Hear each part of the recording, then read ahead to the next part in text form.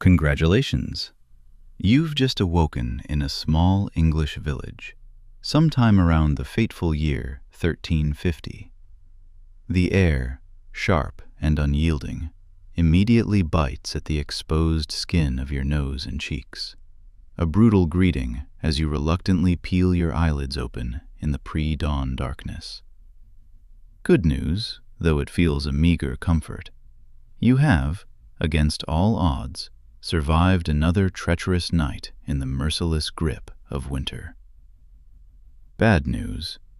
The day, with its endless demands, is already here, and you must face it. The first sensation that truly registers, piercing through the grogginess of sleep, is the bone-chilling cold. It has relentlessly seeped into every crevice of your humble cottage overnight, a silent, pervasive enemy. Your home bears no resemblance to the well-insulated, sealed structures of a future age. Instead, you inhabit a simple, single-room dwelling, its walls crafted from what your ancestors called wattle and daub, a rustic frame of woven branches and stakes, meticulously packed with a dense, earthy mixture of mud, clay, straw, and, yes, sometimes even animal dung for added binding and insulation. The roof overhead is a thick layering of straw, providing decent protection against the incessant winter rains, but tragically little to hold the precious warmth within. You are not alone in this cramped space. Your family, perhaps a devoted spouse, a handful of bustling children, maybe an aging parent whose presence is both a comfort and a burden, all sleep huddled together. They share a single, rough straw mattress, raised barely an inch or two off the unforgiving dirt floor. The good news, a stark practicality, is that sleeping in such close proximity helps to share precious body heat, a vital defense against the frost. The bad news, however, is etched into your skin. Your bedding consists of coarse, unwashed woolen blankets that chafe and itch terribly, a constant minor torment. And, you are keenly aware, your mattress is far from unoccupied. It is a thriving ecosystem for a variety of uninvited guests, tenacious fleas and other biting insects that seem to thrive even in the deepest, coldest months of winter. In a shadowy corner of your home, a few chickens quietly roost, their soft clucking a familiar backdrop to your nights.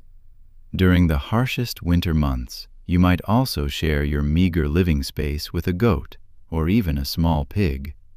The animal's body heat, surprisingly robust, is a welcome addition to the cottage's faint warmth, a pragmatic trade-off.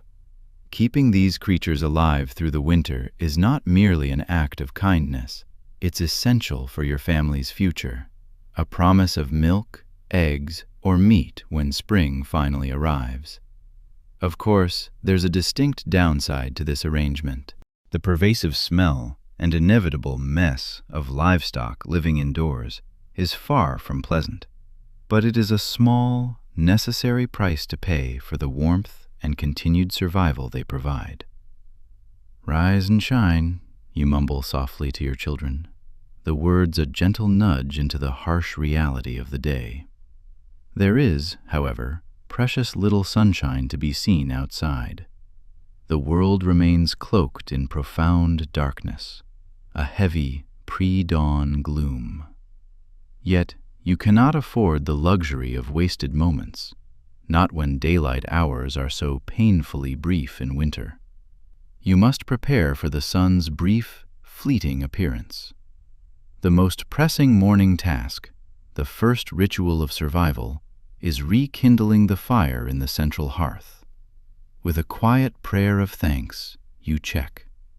If you are lucky, truly fortunate, a few embers will have miraculously remained hot overnight, stubbornly clinging to life beneath the ashes. You carefully add some dry straw, its delicate rustle a hopeful sound, and gently blow, your breath a soft caress, until the tiny orange glow spreads, a tentative bloom in the darkness.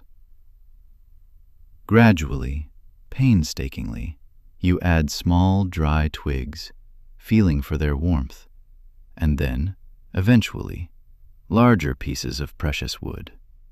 Firewood is a treasure, gathered with arduous effort over many long hours during the autumn harvest, and it must, by necessity, last until the blessed arrival of spring. The smoke from your fire, thick and acrid, does not exit through a proper chimney. Those are expensive luxuries reserved for the wealthiest manners. Instead, it billows upwards, filling the upper portion of your cottage with a hazy, lung-burning haze, before eventually finding its reluctant way out through a simple hole in the thatched roof. The good news, a strange twist of practicality, is that this constant smoke helps to preserve the thatch above, preventing it from rotting and keeping some unwelcome insects at bay.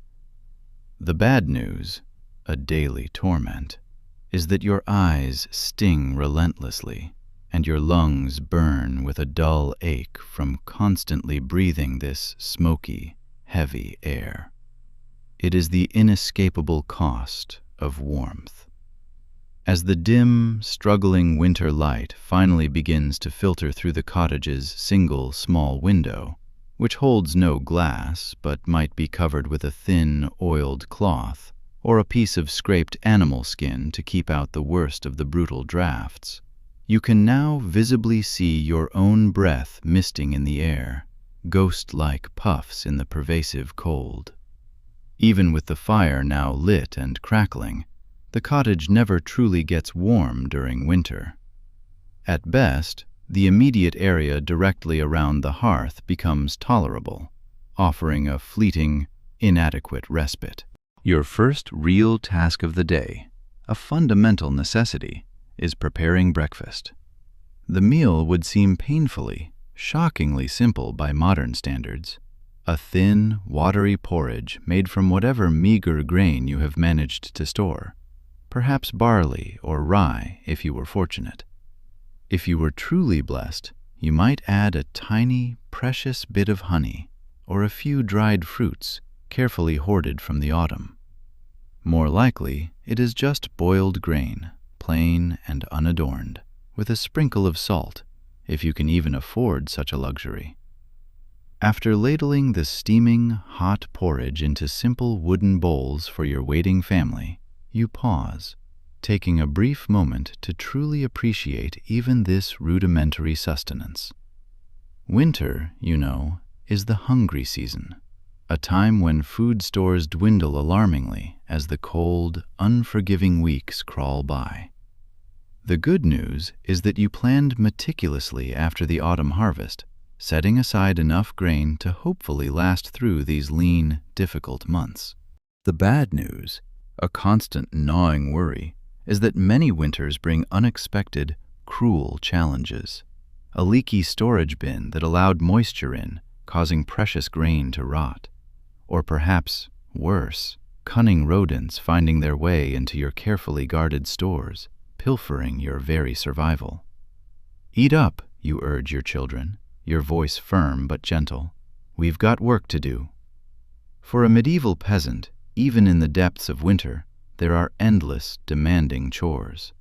While the growing season has long passed, animals still require tending. Crucial repairs must be made to tools and structures, and preparations for the vital spring planting can, and must, begin even in the coldest months.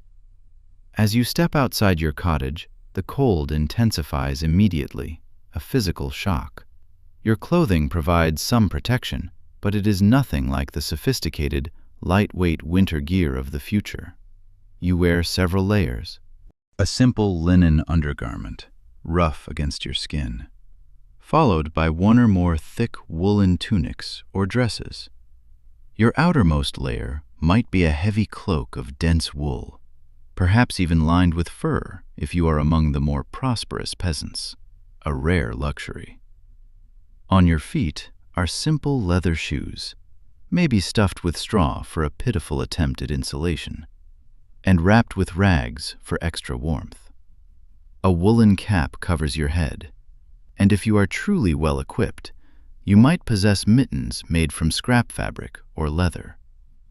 The good news, a small mercy, is that wool retains some of its insulating properties even when damp or wet.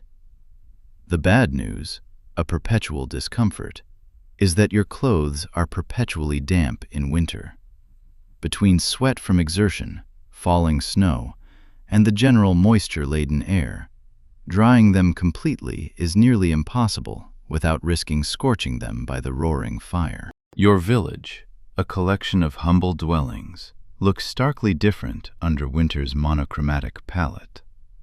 The muddy pathways that connect cottages, so familiar in warmer months, might now be frozen solid, treacherous, and slick, or covered by a thick, muffling blanket of fresh snow. Smoke, visible against the pale sky, rises from the homes of your neighbors, fellow peasants who face the very same daily struggle for survival. In the near distance, the manor house stands, a stark symbol of power and relative comfort, where the lord who owns these lands resides.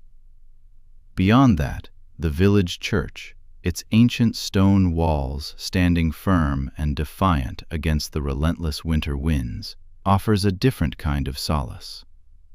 Your first outdoor task, a rhythmic start to the day, is checking on the livestock. Most medieval peasants, like your family, owned at least a few animals. Perhaps chickens for their precious eggs, a goat or a cow for milk, maybe a pig or two, and possibly an ox, whose strength is indispensable for heavy farm work in the summer.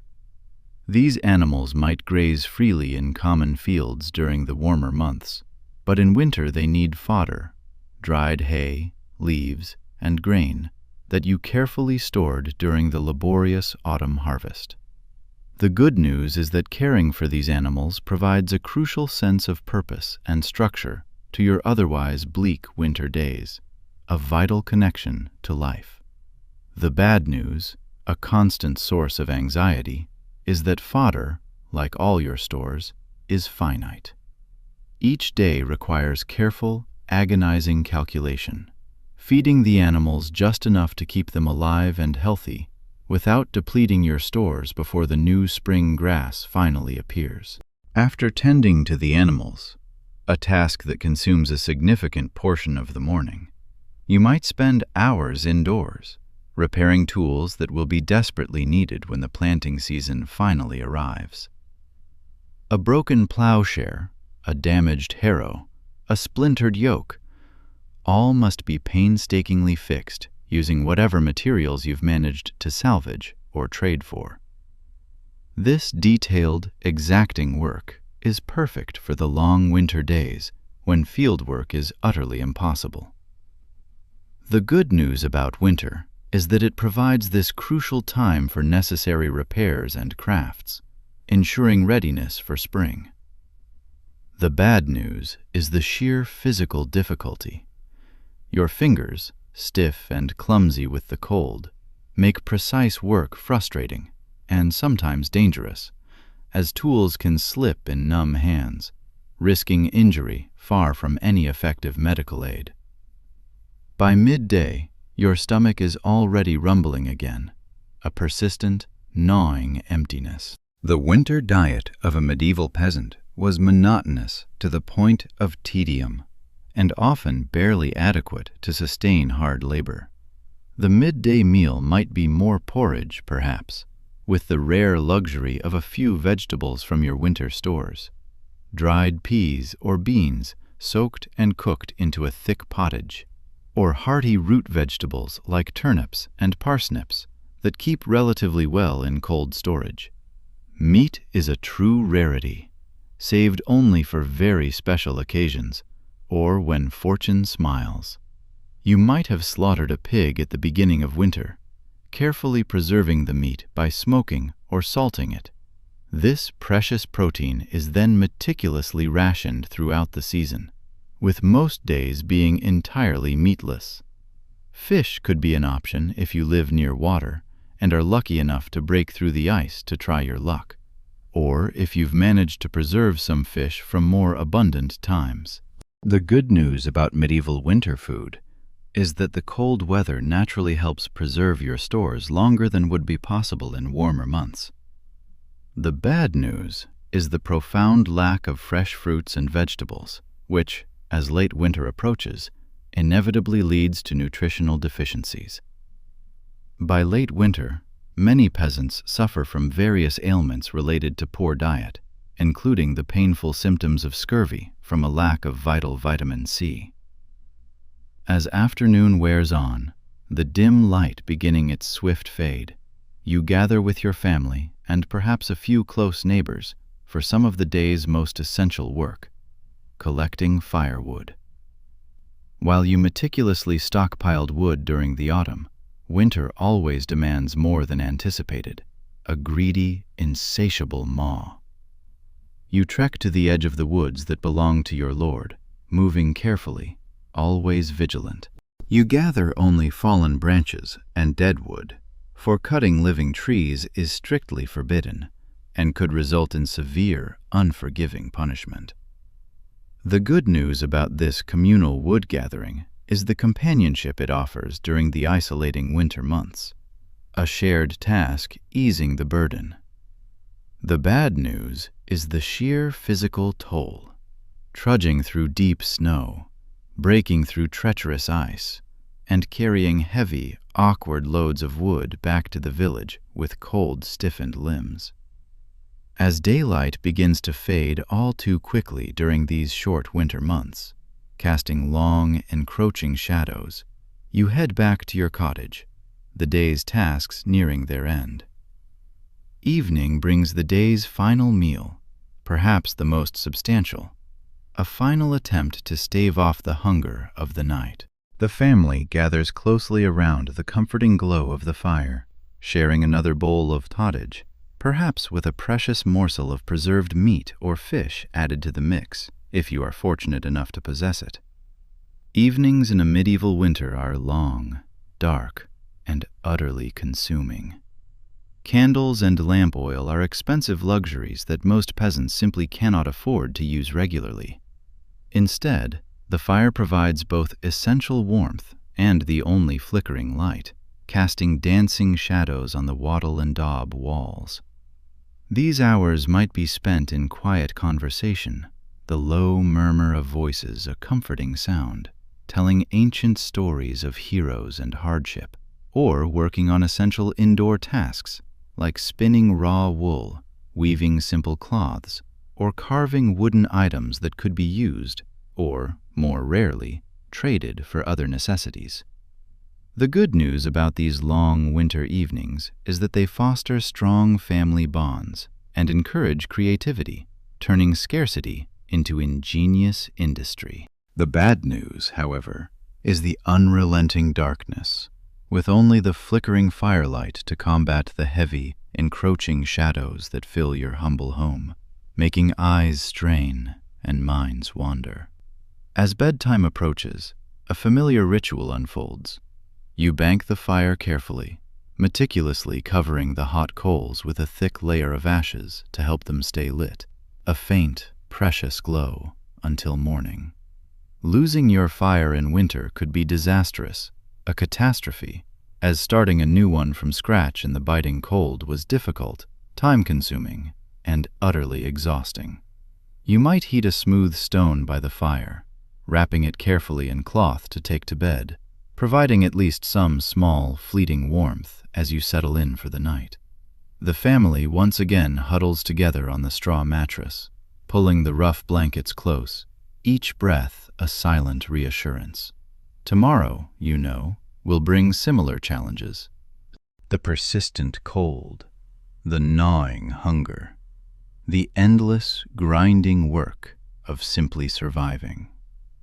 Yet, there is a strange, profound comfort in this routine, in the predictable cycle, and in the knowledge that each passing day, however difficult, brings you incrementally closer to the blessed arrival of spring.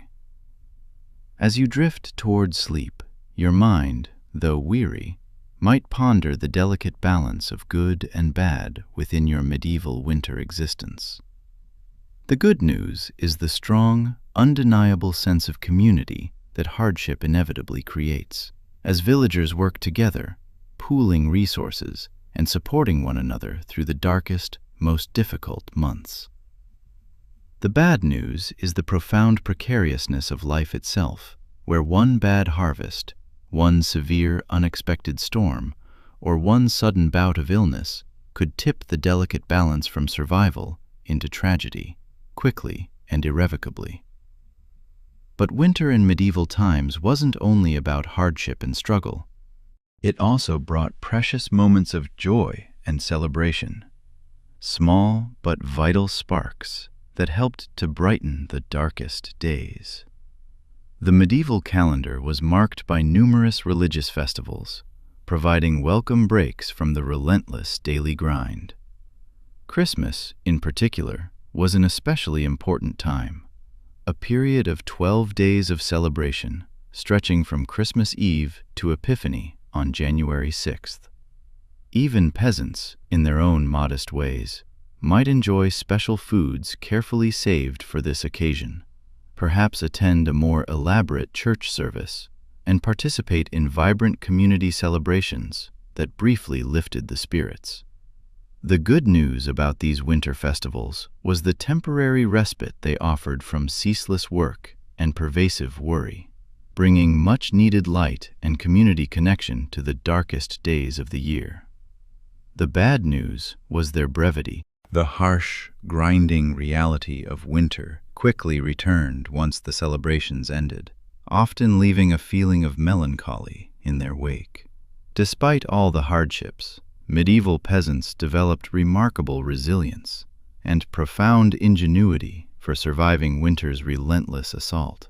They planned meticulously throughout the entire year, preserving foods through various methods: salting, smoking, drying, and fermenting. They developed sophisticated communal support systems, instinctively sharing resources and labor when needed, a collective strength. They learned to predict subtle weather patterns through careful, lifelong observation, reading the sky and the behavior of animals. And crucially, they passed down vital knowledge from generation to generation, an oral tradition as rich and deep as the earth they tilled. The good news was that this traditional, accumulated knowledge generally served them well, helping communities to survive century after century in unimaginably challenging conditions. The bad news was that unusual weather patterns or entirely unexpected events could still devastate even the most prepared communities, wiping out years of careful planning. As the winter grew longer, food stores in the village would dwindle dangerously, often by February and March. Many peasant families faced their most difficult, desperate time, stretching increasingly meager supplies while waiting anxiously, with bated breath, for the first tentative spring growth.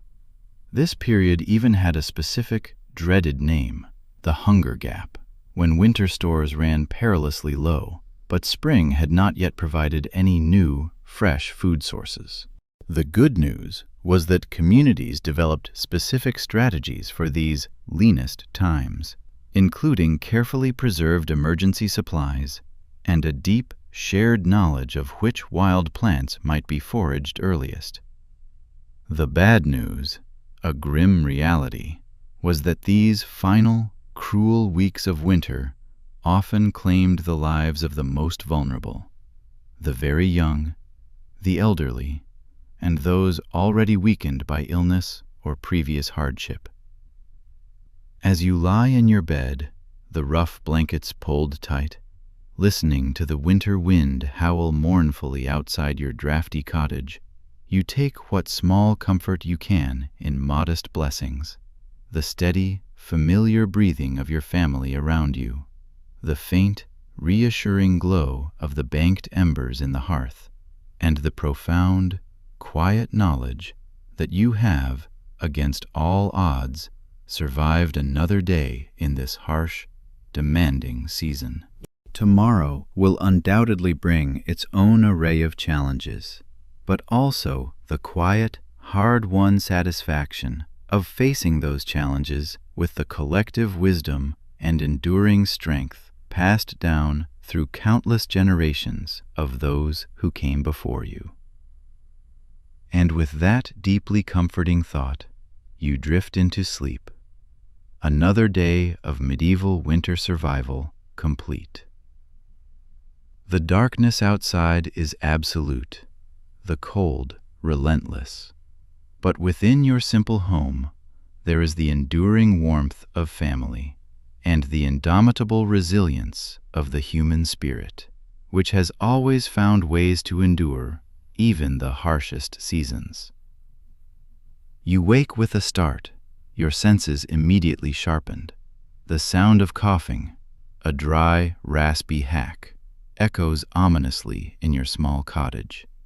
One of your children has developed that familiar, dreaded winter hack, a sound that strikes instant dread into the heart of any medieval parent. In your time, a simple cough can be the first insidious sign of something far more serious, something that can quickly turn deadly. And winter is precisely when illness strikes hardest, with brutal efficiency. As you place a gentle, trembling hand on your child's forehead, you feel the telltale warmth of fever, a rising heat against your cold skin. The good news is that your family has, miraculously, survived many winter illnesses before, a testament to their strength and your care. The bad news, a heavy weight in your chest, is that in medieval times, disease is poorly understood, shrouded in mystery and superstition, and truly effective treatments are painfully rare. You rise quietly, every movement deliberate, careful not to disturb the others still sleeping soundly in the shared space. You move to the central hearth, where last night's embers, now faint, still glow a barely perceptible red beneath the ashes. Breathing gently, coaxingly on the coals, and adding small, dry pieces of kindling, you tenderly coax the fire back to life. The first light of dawn won't appear for hours yet, but sleep has irrevocably abandoned you, replaced by the sharp, persistent prick of worry. While the fire grows, casting dancing, uncertain shadows, you reach for a small, carefully tied bundle of dried herbs hanging from one of the roof beams, a repository of ancestral knowledge. Medieval peasants, lacking formal medicine, relied heavily on herbal remedies, passed down through generations like precious heirlooms. Your grandmother taught your mother, who in turn taught you which specific plants to gather during the abundant summer and autumn, how to meticulously dry and store them, and precisely how to prepare them for various ailments. For your coughing child, you prepare a simple, fragrant tea of dried thyme and sage, plants long known for their ability to ease coughs and potentially fight fevers. You add a precious, carefully measured spoonful of honey, a rare treat saved for just such urgent occasions, its sticky sweetness a symbol of hope. The good news is that some of these traditional remedies did indeed contain effective medicinal properties, their power discovered through centuries of trial and error. The bad news is that without understanding the underlying reasons why certain plants helped certain conditions, treatment was often a frustrating, heartbreaking hit or miss, a gamble against invisible forces. As you prepare the herbal remedy, your lips move in a soft, whispered prayer. In medieval times, illness was understood as much through religious and superstitious frameworks as through practical observation. Disease might be seen as divine punishment for sins, the sinister work of evil spirits, or the result of an imbalance in the body's humors, blood, phlegm, black bile, and yellow bile. Most peasants, in their pragmatic wisdom, combined practical treatments with fervent spiritual appeals, hedging their bets against the mysterious, terrifying forces that brought sickness and death. Your child stirs and wakes as you approach with the warm tea, their face flushed an alarming red with fever. "Drink slowly," you murmur, your voice gentle, helping to hold the simple wooden cup to their lips. "This will help you feel better." Whether your confidence is genuine or merely a comforting performance for a frightened child, it serves its immediate, vital purpose. The good news is that showing confidence often helps to keep panic at bay, both for the child and for yourself. The bad news is that deep down, in the quiet, fearful place of your heart, you know how utterly powerless you truly are against serious illness. By now, other family members are stirring, roused by the faint light and the hushed activity. Your spouse, with a quiet nod of understanding, takes on the morning chores, allowing you to tend solely to the sick child. This flexibility of roles was common and essential in peasant households. While medieval society had clear gender divisions in many areas, illness and crisis often required everyone to adapt, to shed traditional roles, and to take on whatever tasks were needed for the family's very survival. Word of your child's illness spreads quickly through the village. In the close-knit community of a medieval hamlet, information travels with surprising speed, carried by whispers and concerned glances. Sickness in one household is everyone's concern, a shared vulnerability. By mid-morning, a neighbor appears at your door, her face etched with concern, carrying a small bundle of dried elderberries, known to help with fever and colds. Another brings a precious portion of chicken broth, carefully ladled from one of the few birds recently slaughtered. The good news about medieval village life is this strong, immediate sense of community support during times of crisis, a powerful collective embrace. The bad news, a stark irony, is that the same close proximity and shared resources that foster this support also allow disease to spread rapidly, almost uncontrollably, through the entire population. Your village, like most medieval communities, has developed collective strategies for dealing with winter illnesses. Certain older women, steeped in generations of lore, are renowned for their healing knowledge and are often called upon when someone falls sick. Though later centuries would sometimes view such women with suspicion during terrifying witch hunts, in your village, these wise women are deeply respected for their practical knowledge of herbal remedies and traditional treatments. One such woman, a venerable figure with kind, knowing eyes, visits your home by midday. She examines your child with weathered hands and keen eyes that have seen countless winters and the myriad illnesses they bring. She recommends a poultice of mustard seed, pungent and warming, wrapped in cloth to be placed on the child's chest, which she believes might help loosen the congestion in the lungs.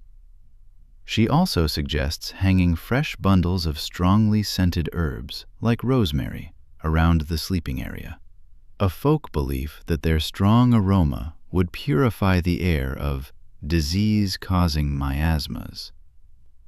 The good news is that some of these traditional treatments did provide genuine relief for certain symptoms, their efficacy a mystery of nature. The bad news is that without understanding germ theory, even the most well-intentioned care could sometimes, tragically, spread infection rather than cure it. As the short winter day progresses, you maintain a careful, anxious vigil. Medieval peasants understood, with a chilling clarity, that the first day or two of illness often determined whether someone would recover quickly or face a more serious, life-threatening battle. The greatest, most terrifying fear is that a simple cough might insidiously develop into pneumonia or consumption. tuberculosis. Relentless, wasting diseases that claimed countless lives during the brutal winter months. You ensure your child drinks plenty of fluids, herbal teas, weak ale, which was often safer than water in medieval times due to the brewing process, and precious broth when available. You keep the fire burning fiercely to maintain a fragile warmth in the cottage, though this requires using precious winter firewood at a faster, unsustainable rate than planned. The good news about medieval healthcare, a testament to basic human compassion, is that fundamental supportive care, keeping patients warm, hydrated, and fed, was well understood and diligently practiced. The bad news is that without antibiotics or effective ways to reduce dangerous fevers, many infections that would be considered minor today could, with terrifying swiftness, become life-threatening. By evening, other pressing concerns begin to weigh heavily on your mind. With one family member sick and another primarily occupied with round-the-clock caregiving, the essential daily chores of winter survival become immensely more challenging. Animals still need feeding, fresh water must be fetched from the often frozen well, and firewood gathered to replenish the dwindling supply. In a medieval peasant household, there was precious little margin for disruption in the relentless daily work routine. Fortunately, the same community that brought remedies also offers practical, much-needed help. A neighbor's child arrives, bundled against the cold, to help with livestock care, a welcome pair of small, busy hands. And another, older neighbor, heavy-set and kind, brings a bundle of firewood to supplement your rapidly diminishing supply. This mutual aid system, a bedrock of medieval life, was absolutely essential to village survival, with each family knowing, with certainty, that their turn to need help would inevitably come.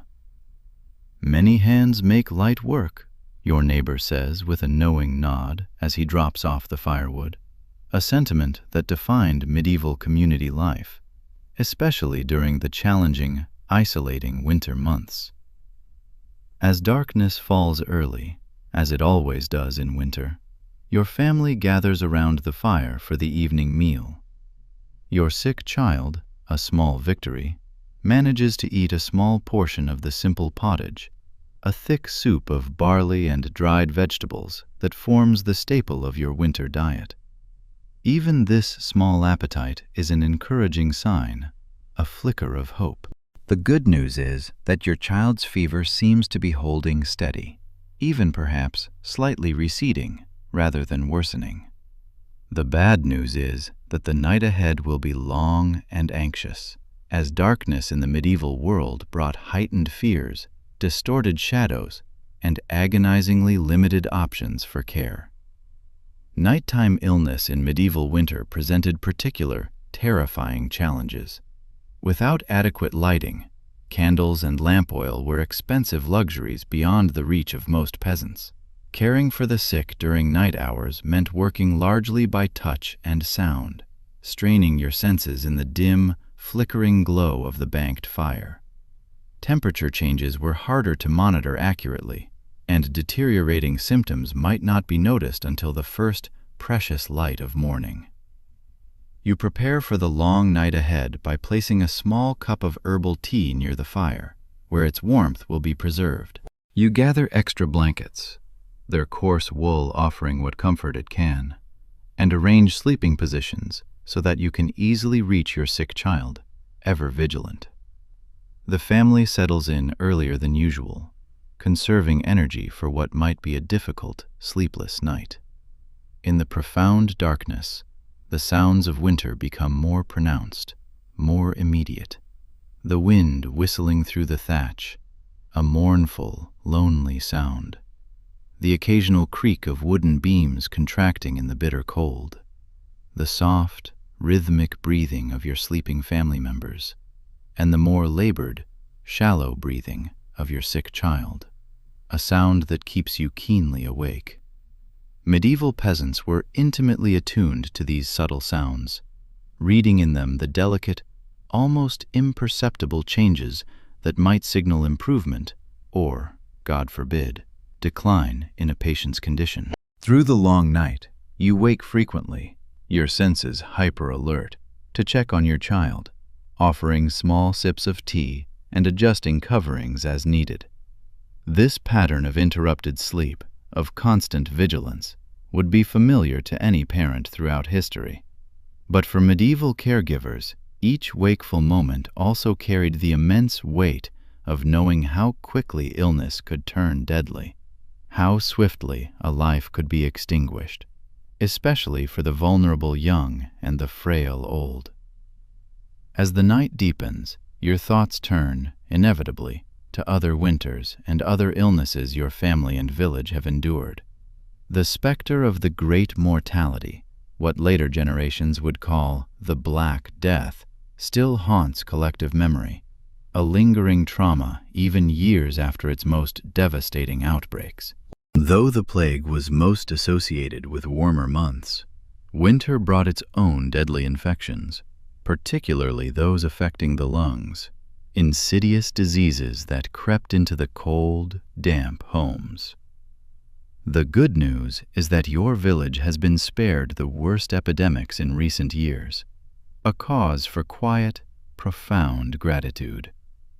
The bad news is that every medieval person lived with the chilling knowledge that disease, swift and merciless, could sweep through a community with devastating speed, leaving grief, desolation, and empty homes in its wake.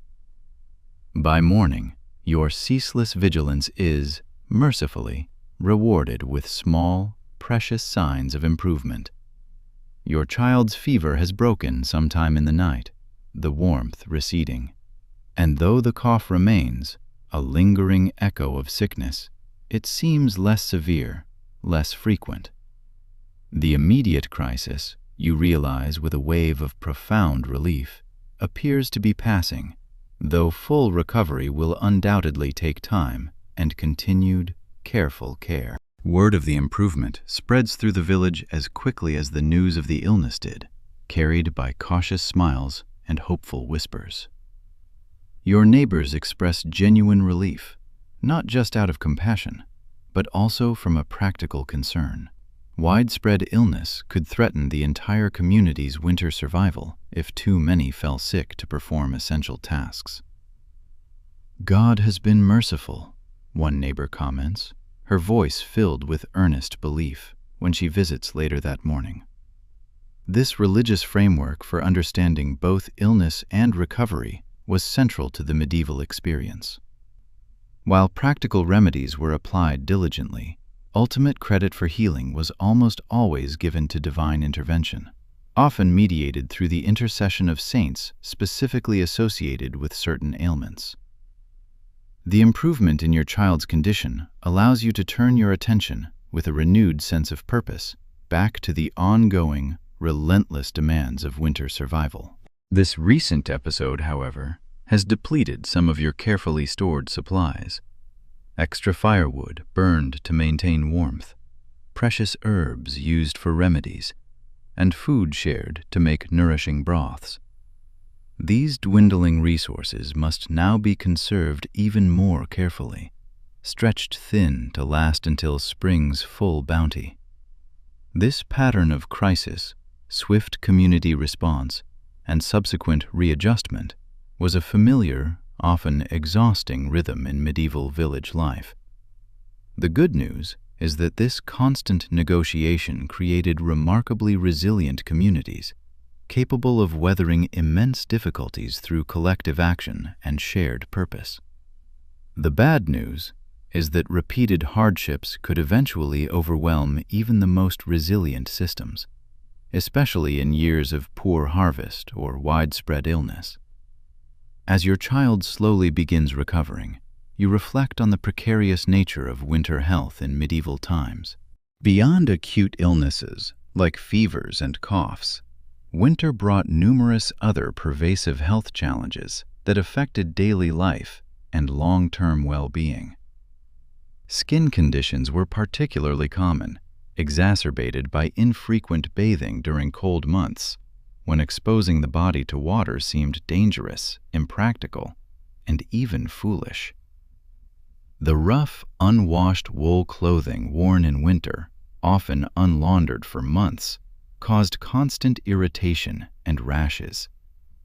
Chilblains, painful inflammation of small blood vessels from prolonged exposure to cold, affected many hands and feet, making daily work even more difficult and agonizing. Poor nutrition, as winter progressed and varied foods disappeared, led inevitably to various deficiencies. By late winter, the profound lack of fresh fruits and vegetables often resulted in the unmistakable symptoms of scurvy, bleeding gums, loose teeth, and poor wound healing, all from a critical vitamin C deficiency. Joint pain, a constant companion for many, intensified in the cold and damp conditions, particularly for older villagers or those who had sustained injuries in previous years of hard labor. The good news is that medieval people recognized many of these conditions and had developed practices, however rudimentary, to mitigate them. Certain preserved foods, like sauerkraut, retained some vital vitamin content, and wild plants that appeared earliest in spring, such as nettles and dandelions, were eagerly harvested for their nutritional benefits. The bad news is that without understanding the underlying causes of nutritional deficiencies, prevention was inconsistent and often tragically inadequate. Mental health, though not conceptualized with the terms and understanding we have today, was also profoundly affected by the winter months. The isolation, the oppressive darkness, and the sheer relentless hardship of winter could bring a deep melancholy and despair, conditions recognized in medieval medical texts, even if not fully understood. What modern society calls seasonal affective disorder likely affected many medieval people, particularly in northern regions with very short, dim winter days. Communities, however, developed crucial social strategies to combat this winter isolation and depression. They gathered for storytelling, shared music, or simple conversation by the fire, providing vital mental stimulation and emotional support. Work that could be done indoors, like spinning wool, weaving, or tool repair, was often performed in small groups rather than individually, creating essential opportunities for social interaction during the isolating winter months. The good news about these social gatherings was the profound sense of community and shared experience they fostered, a lifeline against despair. The bad news was that the same close indoor gatherings that provided emotional comfort also created ideal, fertile conditions for the rapid spread of infectious disease. As your family navigates the recovery from this recent episode of illness, you're reminded, once again, of the invaluable knowledge passed down through generations about surviving winter ailments. Your grandparents lived through far worse winters and epidemics, and their accumulated wisdom, practical remedies, acute observation skills, preventative practices, has been transmitted to you through captivating stories and direct, hands-on teaching. This oral tradition of health knowledge was absolutely essential in medieval communities, where literacy was rare and written medical texts, when they existed at all, were in Latin and accessible only to educated clerics and physicians who served the wealthy elite. Peasant medicine relied on intimate observation, direct experience, and carefully preserved traditional knowledge. "Watch the chest when they breathe," your mother had taught you, her voice firm and memorable. "When the skin pulls in between the ribs with each breath, that's when you need to worry most." Such practical diagnostic skills helped families make crucial, often agonizing decisions about when to intensify care, when to seek additional help, and when, heartbreakingly, to prepare for the possibility of death. For despite all care and community support, death was a frequent winter visitor in medieval villages. Infant mortality was particularly high, with children under 5 being especially vulnerable to the relentless grip of respiratory infections. The elderly, already weakened by a lifetime of physical labor and previous illnesses, often succumbed during particularly harsh winter periods. The good news, if it can truly be called that, was that medieval communities had developed meaningful rituals and belief systems to make sense of death and to help the living cope with profound loss. The bad news was the horrifying frequency with which these rituals needed to be performed, especially during difficult winters. When death did come to a village household, the community responded with both practical and spiritual support. Neighbors would help prepare the body. A comforting fire would be maintained in the home during the brief period before burial, and the church bells would toll mournfully to announce the passing and call for prayers for the departed soul. Winter burials, however, presented their own unique challenges, with frozen ground sometimes making grave digging nearly impossible, requiring bodies to be stored until the earth thawed enough for proper interment. But your family has been fortunate this time. The illness that struck your child has begun to recede, leaving exhaustion, but not tragedy, in its wake. As your child continues to recover, sleeping now more peacefully than during the height of the fever, you turn your attention back to the ongoing, essential work of winter survival. Outside your cottage, the winter sun, a rare and welcome visitor, makes a brief appearance, sending weak, watery rays through your small window opening. Even this minimal light lifts your spirits after the anxious, sleepless night. Medieval people were keenly attuned to these small gifts of light and warmth during the dark months, seeing in them both practical benefit and symbolic reassurance that spring would, indeed, eventually return. You step outside briefly to empty a basin of water used for compresses during the night. The cold air, fresh and crisp after the smoky interior of your cottage, fills your lungs, a bracing, welcome sensation. In the village center, you see others going about their necessary tasks, carrying water, tending livestock, repairing tools and equipment. Life continues its measured, persistent winter pace, each day bringing the community one small step closer to spring. A neighbor waves in greeting, calling out to ask after your child. You respond with cautious optimism, and she nods in understanding, her face reflecting shared experience. This exchange, brief as it is, reinforces the shared reality of winter survival, the knowledge that each household faces similar challenges, and that none faces them entirely alone. The good news is that this sense of shared struggle creates powerful bonds that help sustain both individuals and the community through the darkest, most trying season. The bad news is that even these bonds can be severely tested by prolonged hardship, as scarcity sometimes forces difficult, agonizing choices about the distribution of limited resources.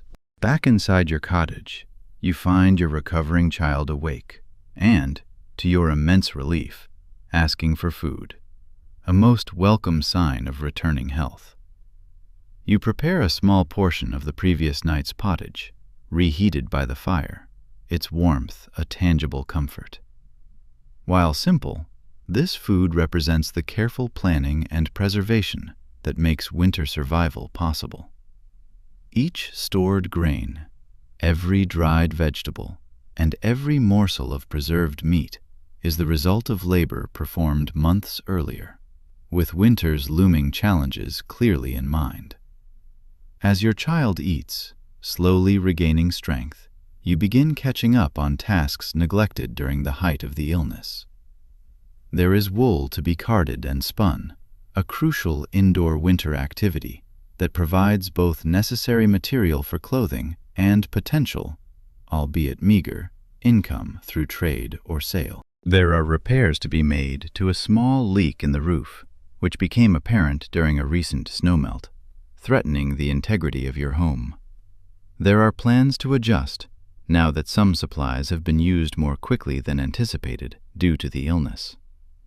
Medieval peasant life required this constant adaptation and problem-solving, particularly during winter, when margins for error were agonizingly slim. The good news is that this necessity bred remarkable resourcefulness and practical ingenuity, a testament to the human spirit. The bad news is the constant mental burden of navigating survival with such limited resources and technological options, an unending mental calculation. Your spouse returns from morning chores with news from elsewhere in the village. Another household has someone showing signs of illness similar to what your child experienced. This information is both concerning and practically useful, suggesting a pattern rather than an isolated incident. Medieval communities tracked the spread of illness carefully, using this information to make collective decisions about care approaches and community gatherings. Best to postpone the woolworking gathering planned for tomorrow, your spouse suggests, his voice grave, and you immediately agree. While such social work events were important for both productivity and morale during winter, the risk of spreading sickness outweighed the benefits when illness was moving stealthily through the village. As the day continues, you maintain a watchful eye on your recovering child, while gradually returning to the rhythm of necessary work. The illness has been a stark reminder of winter's inherent dangers, but also of the resilient systems of knowledge, practical wisdom, and unwavering community support that make survival possible, even in harsh conditions. By evening, your child is notably improved, able to sit up and take more substantial food. The cough remains, but is less frequent and severe. While full recovery will undoubtedly take time, the most dangerous period, you sense with profound relief, appears to have passed. You offer silent, heartfelt thanks to God, to the plants that provided medicine, to the neighbors who offered selfless support, and to the deep knowledge passed down from ancestors that guided your care. As darkness falls once more, drawing its heavy curtain, your family settles by the fire. Tomorrow will bring its own array of challenges, but tonight there is the quiet satisfaction of having weathered another of winter's relentless threats. Your child dozes peacefully, breathing more easily than the anxious night before. Outside, the stars emerge, impossibly bright, in the clear, cold sky, their light reaching your world after unimaginable journeys across time and space, not unlike the journey of knowledge that has passed through countless generations to help your family survive this medieval winter night. The next few days bring a welcome respite from immediate crisis, as your child steadily recovers, their strength slowly returning. Yet, winter is far from over, and perhaps the greatest, most pervasive challenge now looms before your household, and, indeed, the entire village: the growing, undeniable scarcity of food. It's that dreaded time, whispered about in hushed tones, known as the hunger moon, what modern historians would call the hunger gap of late winter. The preserved foods, meticulously stored, dwindle alarmingly, but spring's fresh, vital growth has yet to appear, leaving a perilous void. You rise before dawn, as always, a creature of ingrained habit, and move straight to the storage area of your humble cottage. With careful, almost reverent hands, you assess what little remains of your winter food stores. The wooden barrels of grain, mostly rye and barley, perhaps some oats, are growing alarmingly light, their contents noticeably diminished. The dried vegetables hanging from the rafters, onions, garlic, and a few precious turnips and parsnips, have shrunk significantly. Your carefully preserved meats, if you were fortunate enough to have any at all, are likely reduced to small, precious portions, saved only for dire emergencies or rare, significant occasions. The good news is that your family planned carefully after harvest, preserving and storing as much as humanly possible. The bad news, a constant, gnawing anxiety, is that even the most meticulous planning cannot fully account for winter's unpredictable length and severity, or for unexpected crises like illness that might deplete resources faster than anticipated. We need to be even more careful now, you tell your family, your voice low and serious, as you prepare the morning meal. The porridge is thinner today, more watery, with noticeably smaller portions for everyone, except for the recovering child, who still needs every bit of strength to fight off the lingering effects of illness. Nobody complains about the meager breakfast. This seasonal hunger, a dull ache in the stomach, is a familiar, unwelcome companion in medieval winter. Medieval peasants, hardened by centuries of experience, developed sophisticated strategies for managing this late winter food scarcity. By February and March, you would typically move to a careful, almost scientific rationing system, often reducing to 2 meals per day instead of 3, a difficult but necessary sacrifice. Foods were stretched with fillers. Straw might even be laboriously ground and added to flour for bread, for instance, providing bulk if tragically little nutrition. Wild resources became increasingly important as stored foods diminished to critical levels. The ice has thinned on the pond, your spouse notes, a flicker of hope in their eyes. Perhaps fishing will be possible again soon. This prospect, however slim, brightens the mood slightly. Even a few small fish would add precious protein to your diet and offer a welcome, if fleeting, change from the monotonous flavor of winter meals. Medieval freshwater fishing was done with simple, ingenious tools. Woven baskets as traps, crude hand nets, or rudimentary hooks and lines. In some regions, peasants even had traditional rights to fish in specific waters, though these rights were often contested and challenged by powerful lords who claimed exclusive fishing privileges. After breakfast, bundled tightly against the cold that still clings to the air, you join several other villagers on an expedition to check winter traps, carefully set in the woodlands at the very edge of the village lands. Trapping small game was an important supplementary food source, providing vital protein when other resources failed. However, medieval peasants had to be extremely careful about where and what they hunted. Many forests were designated as the lord's private hunting grounds, where capturing game, especially deer, boar, or other large animals, was strictly forbidden to peasants and could result in severe, brutal punishment. Still, most lords, with a pragmatic understanding of necessity, turned a blind eye to peasants trapping rabbits, squirrels, and other small, less valuable animals during the desperate late winter months, recognizing that this food source helped ensure the survival of the vital workforce needed for spring planting. Some enlightened lords even explicitly granted these rights, a gesture of goodwill as part of the complicated, unwritten social contract of feudalism. The good news about this trapping expedition is that 2 snares, miraculously, have successfully caught rabbits, twitching and still, providing a welcome, albeit small, source of fresh meat for the village. The bad news, a harsh reality of scarcity, is that these 2 small animals must be divided among 5 families who participated in setting and checking the traps. Your share, though minuscule, will make one small but precious meal, a brief reprieve from endless porridge. Returning to the village, the group passes through a stand of hazel trees, their branches still bare against the pale sky. Suddenly, someone notices the first catkins, their delicate, fuzzy forms appearing. Early, tentative signs that winter will eventually release its icy grip.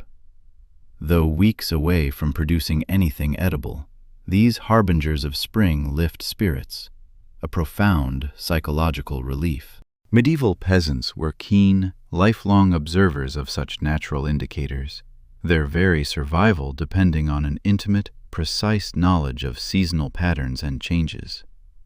"Look there!" an older villager points out, his voice tinged with quiet wonder. "The first snowdrops are pushing through near that fallen log." These early flowering plants were more than just a pretty sight to medieval people. They marked the beginning of the slow, miraculous seasonal transition that would eventually bring food abundance again. Some early spring plants were also medicinal or even directly edible, making their appearance genuinely life-sustaining. Back in the village, you encounter the manor's steward, the lord's imposing representative, who oversees the peasants' obligations and manages the estate's resources. His appearance in the village during winter is unusual enough to cause immediate concern. Typically, direct oversight relaxed during these months when fieldwork was minimal. "The Lord requires additional firewood for the manor house," the steward announces, his voice formal and unyielding, addressing the gathered villagers. "Each household must provide one additional bundle by week's end." This demand is met with carefully concealed dismay, a collective sigh held in. Winter obligations to the Lord were generally lighter than during the arduous growing and harvest seasons, but they could still be imposed, seemingly at will, and refusing was simply not an option for most peasants, a direct path to ruin. The good news is that the Lord's demand is relatively modest, one bundle of firewood per household, rather than the more burdensome labor or food levies that might be demanded in other seasons. The bad news is that your own firewood supplies are already carefully measured, stretched thin to last until warmer weather, and this additional requirement will inevitably mean colder nights for your family, a direct sacrifice. "We'll gather it tomorrow," you tell the steward, bowing with a respectful nod, keeping any hint of resentment or despair from your voice. The complicated, often fraught relationship between peasants and their lords was a defining feature of medieval life. While modern people might view the feudal system as simply oppressive, the reality was often more nuanced, involving mutual, if unequal, obligations and unwritten understandings that helped both parties survive. Lords provided land, some measure of protection, and certain rights to their peasants. In return, peasants owed labor, a portion of their produce, and various other services and fees. During winter, this relationship often shifted slightly, with many lords recognizing the extreme hardships of the season and reducing demands accordingly. Some even provided emergency food from manor stores during particularly difficult late winters, pragmatically recognizing that starving peasants couldn't work effectively when spring arrived. However, the quality of this relationship varied enormously, depending on the particular lord's temperament, the regional customs, and the specific category of peasantry to which a family belonged. Free peasants had more rights and fewer obligations than serfs, who were legally bound to their lord's land and subject to more extensive demands. After the steward departs, his stern presence fading, the villagers gather briefly, a quick, efficient assembly, to organize tomorrow's wood-gathering expedition. "We'll go together," the village reeve, an elected peasant who helped manage community affairs, decides, his voice practical. "More hands will make quicker work of it, and we can help the household still weakened by illness."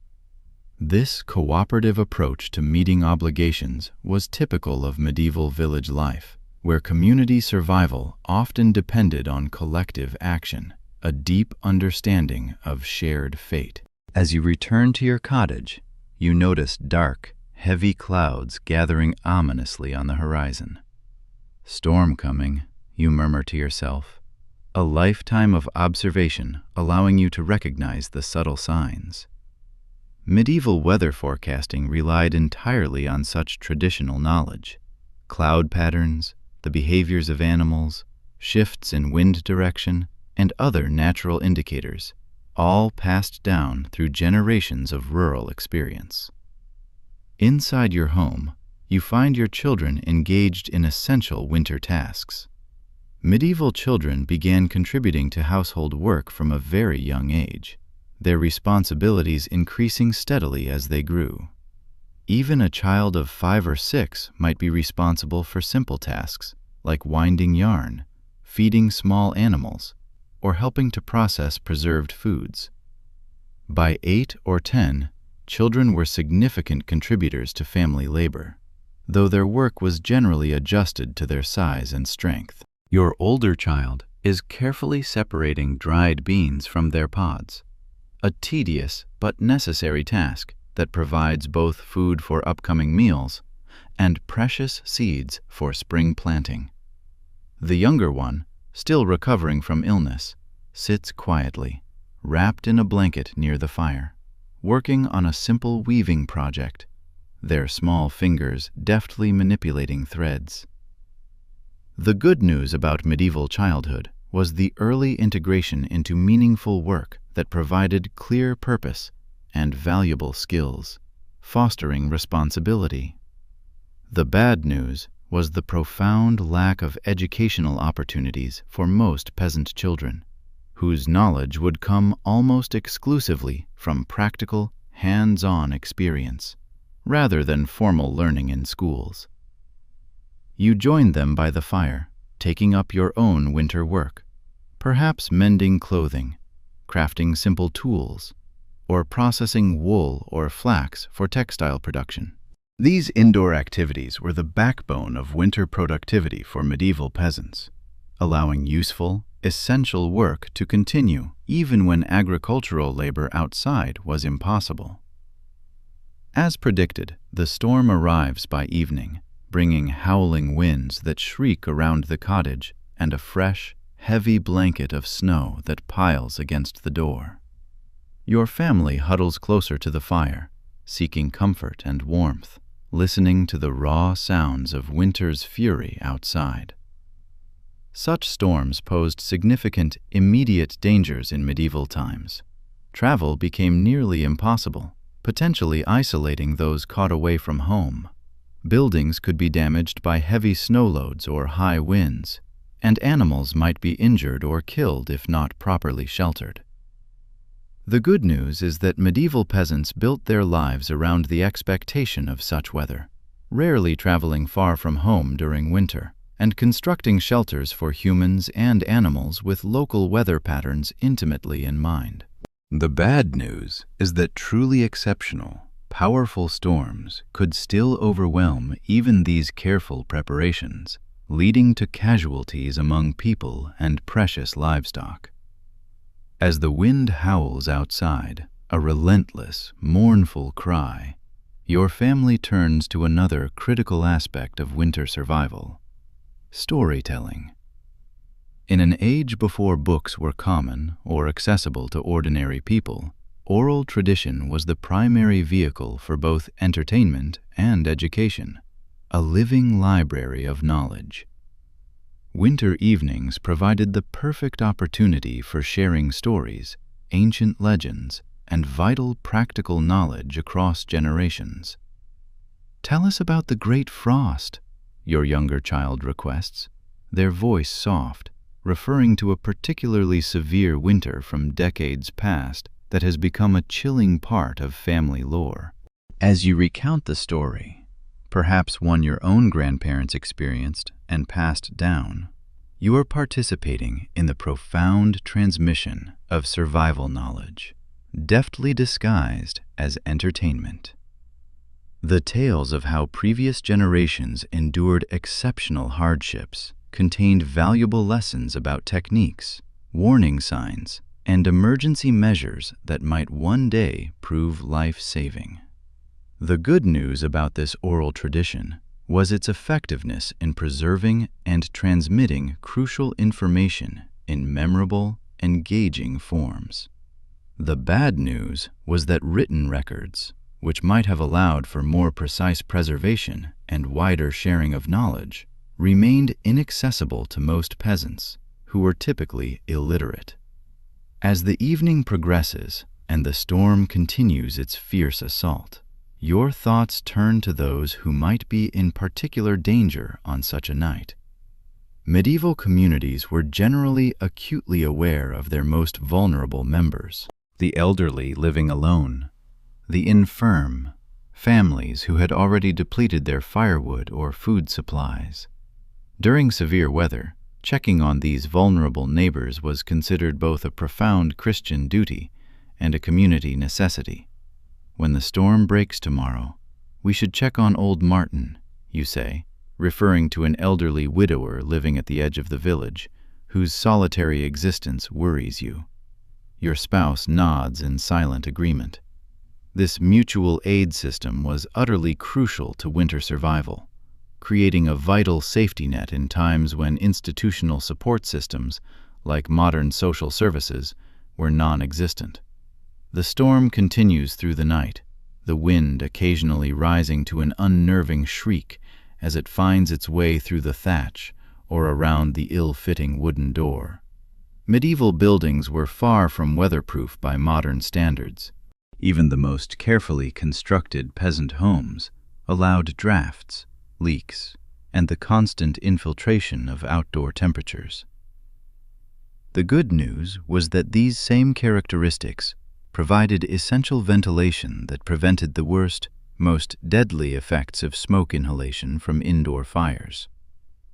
The bad news was the constant, exhausting battle against cold, damp, and occasional leaks during winter storms, a relentless, pervasive discomfort.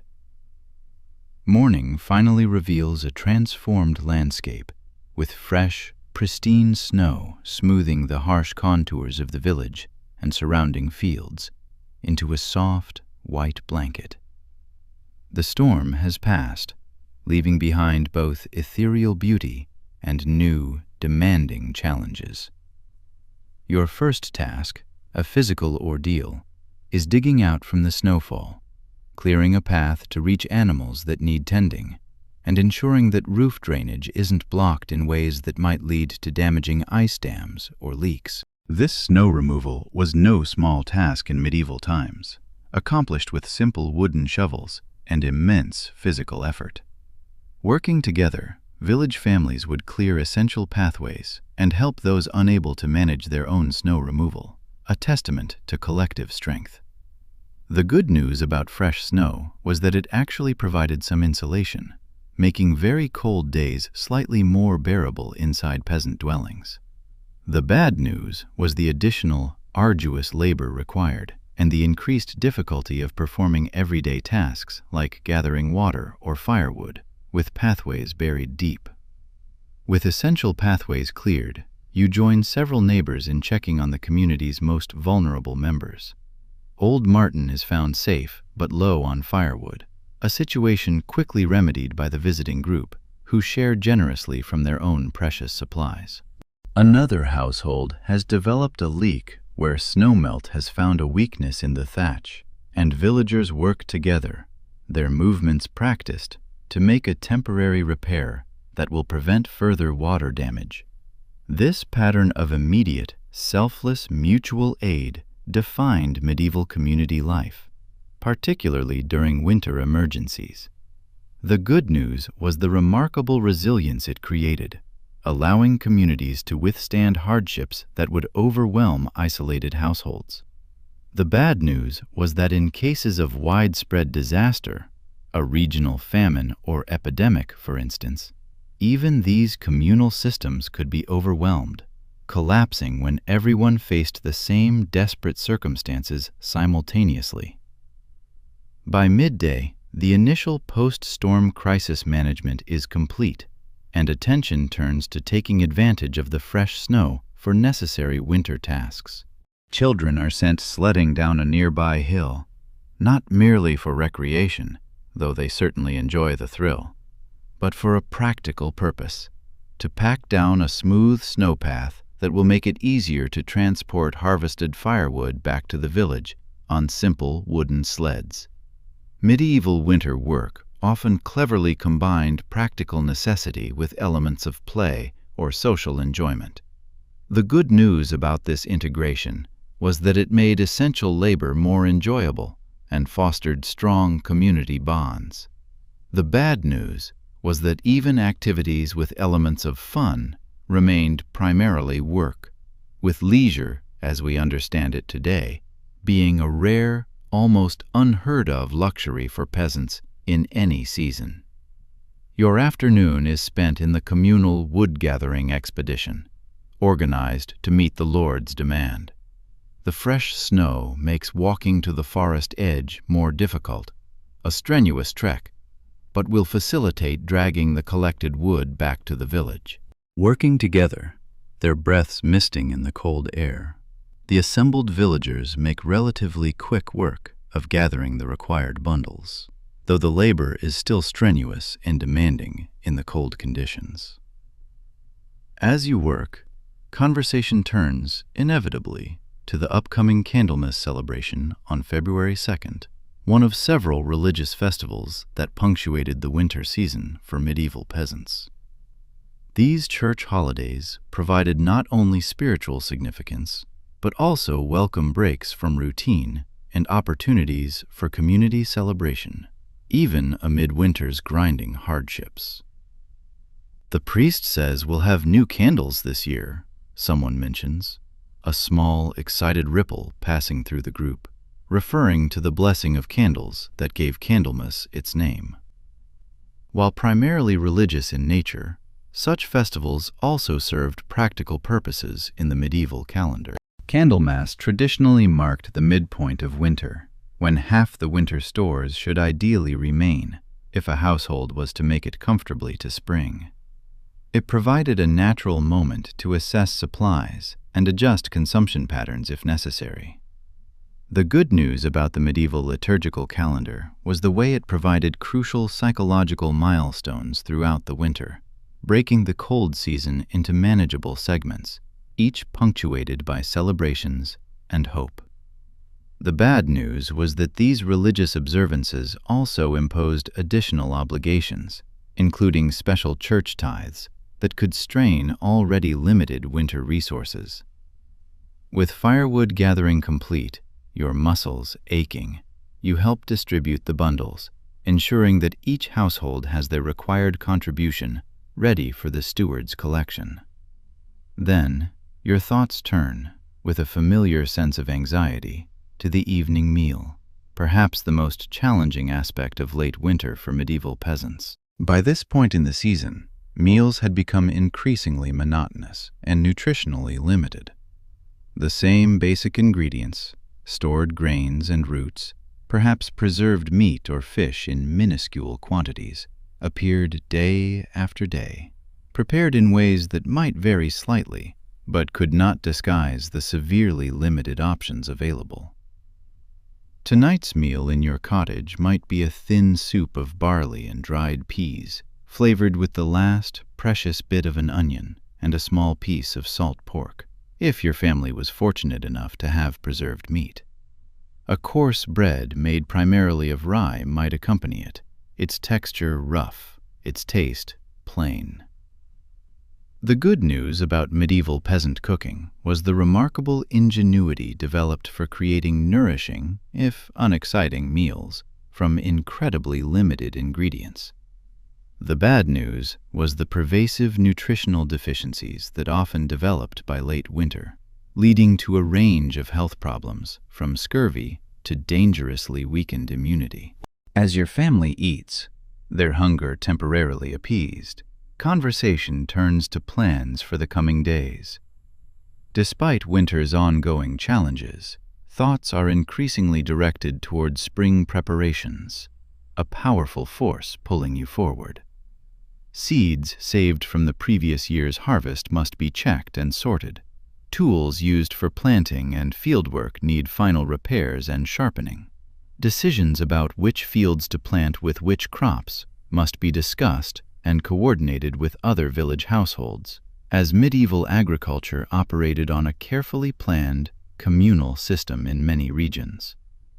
This forward-looking planning was absolutely essential to medieval agricultural success, a gamble on the future. The good news was that it provided hope and purpose during the final, difficult weeks of winter, a light at the end of a very long tunnel. The bad news was the ever-present anxiety that accompanied such planning, as peasants were acutely aware that decisions made now would significantly impact food availability in the coming year, a constant high-stakes gamble. After the meal, your family settles by the fire for the evening hours. Perhaps you engage in minor craft work, carving wooden utensils, repairing worn baskets, or working with textiles like wool or flax. Many peasant households supplemented their agricultural livelihood with specialized crafts that could provide additional income or trade goods. This household craft production was especially important during winter, when agricultural work was minimal and opportunities for other labor scarce. The good news about these craft skills was their contribution to both household self-sufficiency and economic resilience, making families less vulnerable.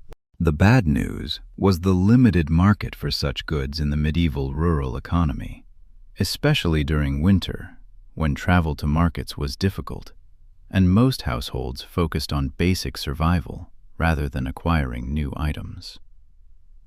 As darkness deepens outside, you gaze into the flickering flames, your thoughts turning to the remaining weeks of winter. Though February has arrived, bringing slightly longer days and occasionally milder temperatures, you know from hard-won experience that winter's grip will loosen slowly, reluctantly. March can bring surprising, brutal storms, even as the first tentative signs of spring appear. The transition between seasons is rarely smooth or predictable. Yet, there is a cautious optimism in your household and throughout the village. The worst of winter is likely behind you. The carefully managed food stores, while dwindling, should last if stretched carefully. The community has weathered another season of cold, darkness, and scarcity through collective effort and shared knowledge. As you bank the fire for the night and prepare for sleep, you reflect on the strange paradox of medieval winter, its simultaneous brutality and unexpected beauty, its isolating cold and profound communal solidarity, its scarcity and the astonishing ingenuity it fostered. Modern people might view your winter existence with pity, focusing solely on the material hardships and profound lack of comforts that define this season in your time. Yet, your experience contains elements less familiar to later ages: the profound interdependence of community, where survival is genuinely communal rather than individual. The intimate, almost spiritual knowledge of natural cycles, reading the landscape with a depth of understanding accumulated across generations. And the deep, hard-won satisfaction that comes from successfully navigating genuine, life-threatening challenges through sheer skill and unwavering cooperation, rather than technological convenience. The good news about your medieval winter existence is the deep resilience, practical wisdom, and powerful human connection it fosters, forging unbreakable bonds. The bad news is the constant physical hardship, the unrelenting uncertainty, and the terrifyingly narrow margin between survival and disaster that accompanies these less tangible yet priceless benefits.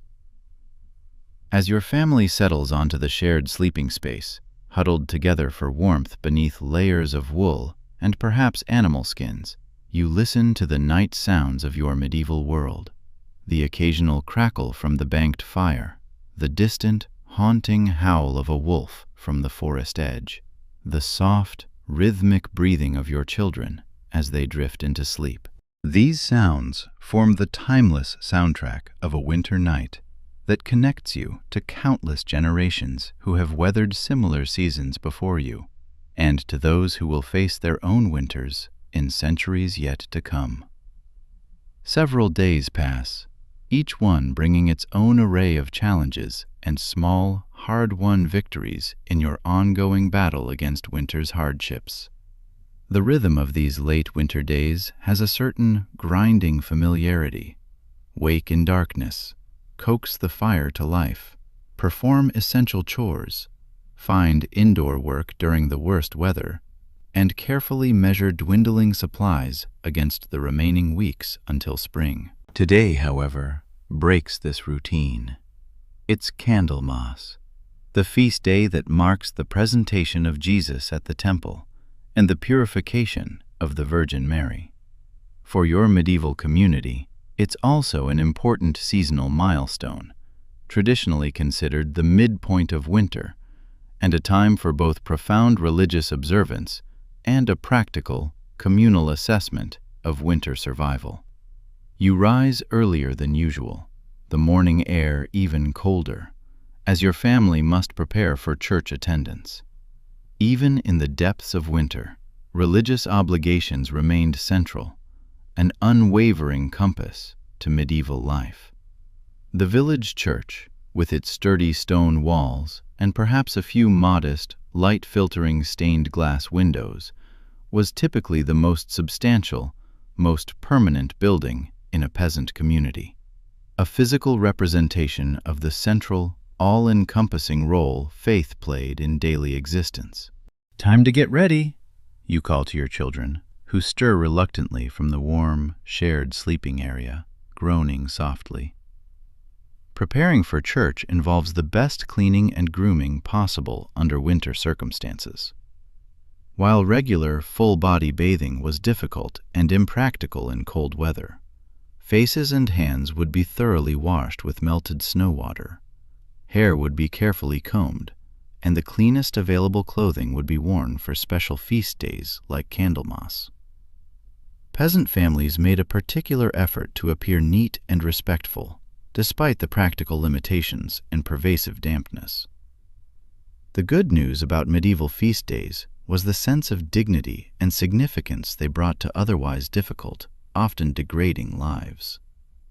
The bad news was the additional effort required to meet social and religious expectations when resources were already stretched painfully thin. Your family bundles tightly in its warmest clothing for the walk to church.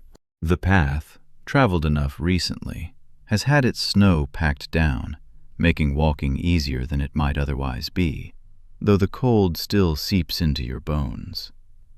As you approach the stone building, its ancient form looming against the pale sky, you see other villagers converging from their homes, all making the same pilgrimage.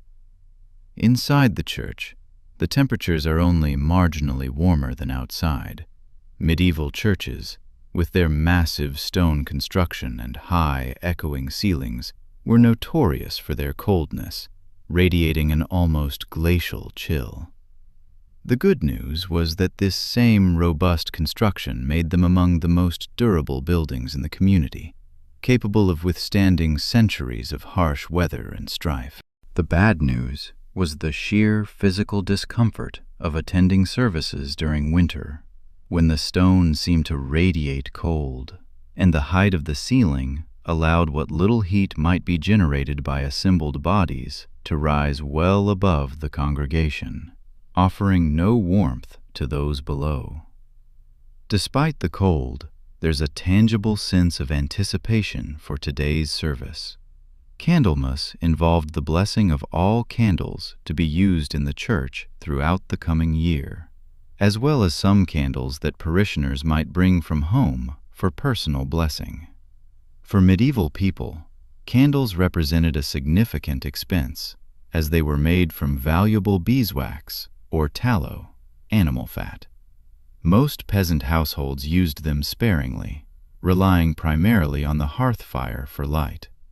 Having a blessed candle in the home, to be lit only in times of special need or profound significance, was considered both spiritually and practically important, a tangible link to divine protection.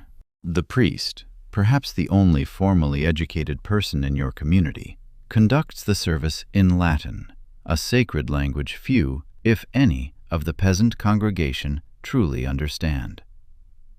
The good news about medieval religious services was their profound familiarity. Even without comprehending the precise words, congregants recognized the rhythms and patterns of worship through years of devout participation, finding comfort in the known ritual. The bad news was the distance this created between common people and direct engagement with religious texts, leaving interpretation entirely in the hands of church authorities, a powerful monopoly on spiritual understanding. Following the main service comes the blessing of the candles, the most anticipated moment of Candlemas. The priest sprinkles holy water on the assembled candles, its droplets catching the dim light, while reciting ancient prayers for protection and blessing. For medieval people, these blessed objects carried genuine, potent power, protective, healing, and spiritually significant.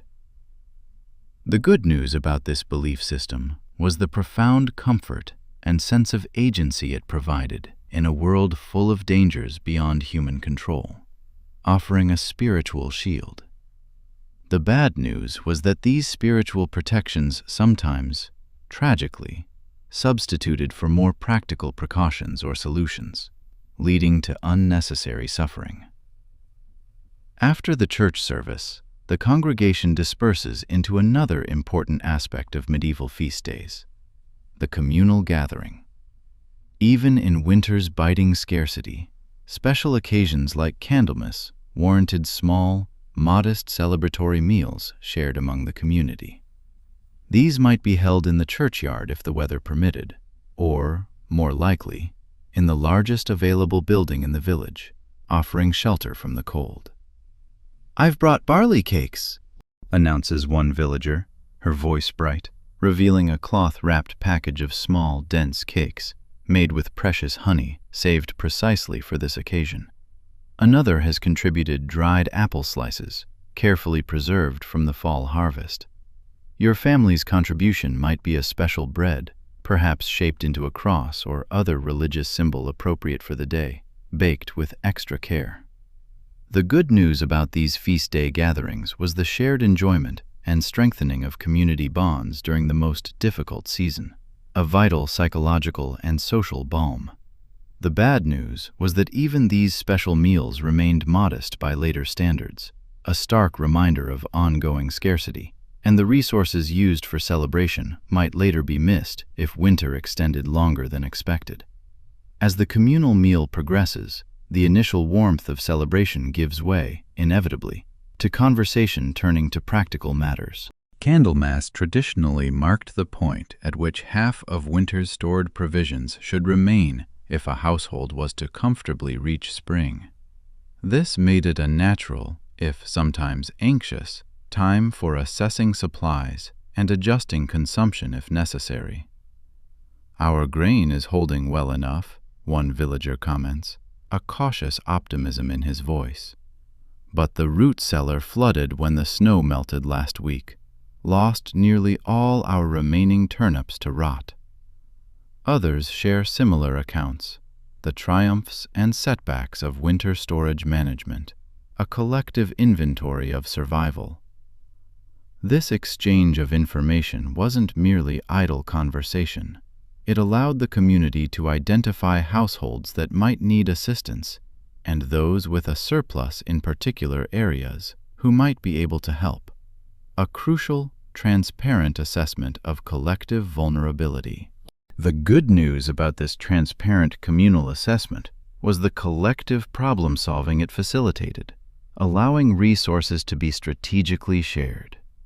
The bad news was the anxiety it could produce when multiple households reported shortages, suggesting potential community-wide scarcity in the difficult weeks ahead.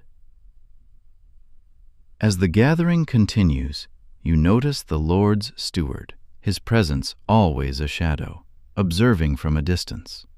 His presence at village celebrations was common, partly participatory, partly supervisory. In medieval society, the relationship between peasants and their lords was complex and multifaceted. While lords held significant power over their peasant tenants, successful manors depended on a certain degree of cooperation and mutual interest. Today, the steward approaches with an announcement, his voice cutting through the chatter. The lord invites 6 village men to join the hunt tomorrow. Recent tracks suggest a wild boar has entered the south woods. This news causes a stir of excitement, a ripple of eager anticipation. Typically, hunting in the lord's forests was strictly forbidden to peasants, with harsh penalties for poaching. Special invitations to join hunts were both an honor and a practical opportunity to obtain meat, a rare and precious commodity during the lean winter months. The good news about such invitations was the acknowledgement of peasant skill and the genuine chance to supplement dwindling food supplies. The bad news was the stark reminder of the power differential. Access to these vital resources remained entirely at the lord's discretion, rather than by peasant right. The village reeve, a man of practical wisdom, quickly selects the 6 men, choosing those with known hunting experience and, subtly, those from households with the greatest need for additional food. Your spouse is among those selected, bringing both a surge of pride and a knot of anxiety. Wild boar hunting was notoriously dangerous, even with proper weapons and trained hunting dogs. The potential reward of meat had to be carefully balanced against the very real risk of injury, far from any effective medical care. As the Candlemas gathering disperses, its temporary warmth fading, your family returns home with slightly higher spirits. Despite the ongoing grinding challenges, the religious observance, the communal connection, and the prospect of fresh meat combined to create a rare, fleeting sense of optimism in late winter. But practical concerns quickly return as you assess your own household supplies by the dim, precious light of the newly blessed candle you've brought home. We need to be even more careful with the grain, you tell your children, your voice firm as you examine the remaining supply. Just a little longer until the first spring greens appear. This careful measurement and constant adjustment was a defining feature of medieval winter life, requiring both practical skill and immense psychological discipline. The good news was the developed ability to make precise calculations about consumption rates and remaining supplies, a honed skill of survival. The bad news was the constant, pervasive background stress of potential shortage, a gnawing anxiety, especially in these final, critical weeks of winter. The next day dawns clear and cold, precisely good hunting weather.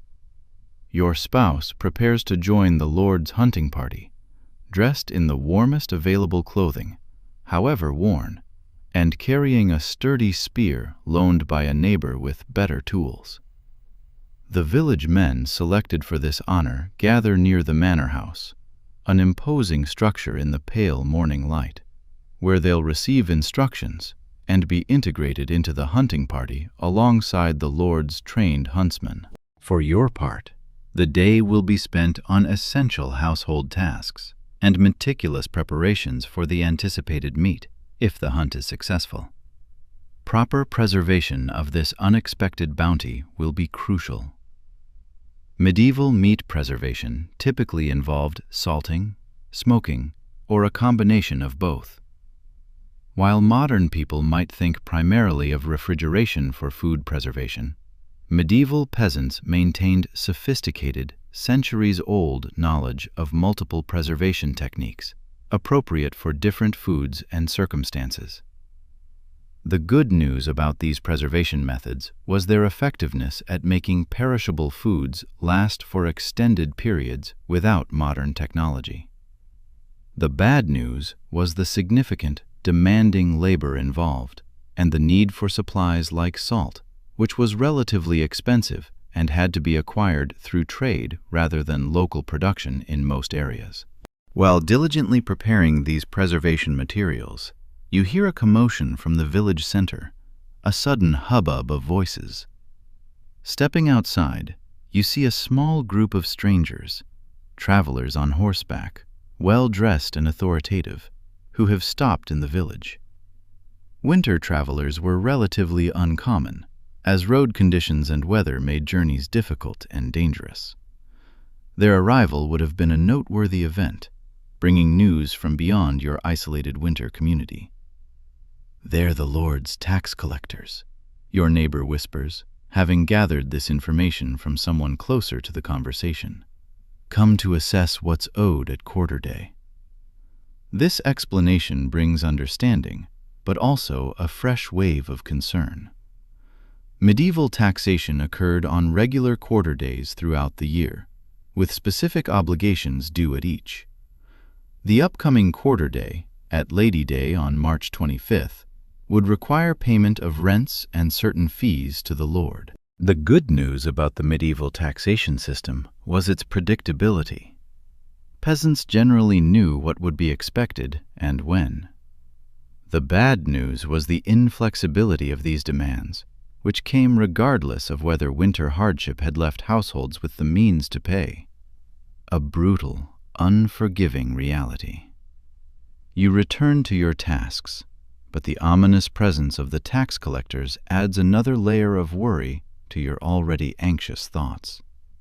Your household, like most in the village, has carefully set aside the required payment.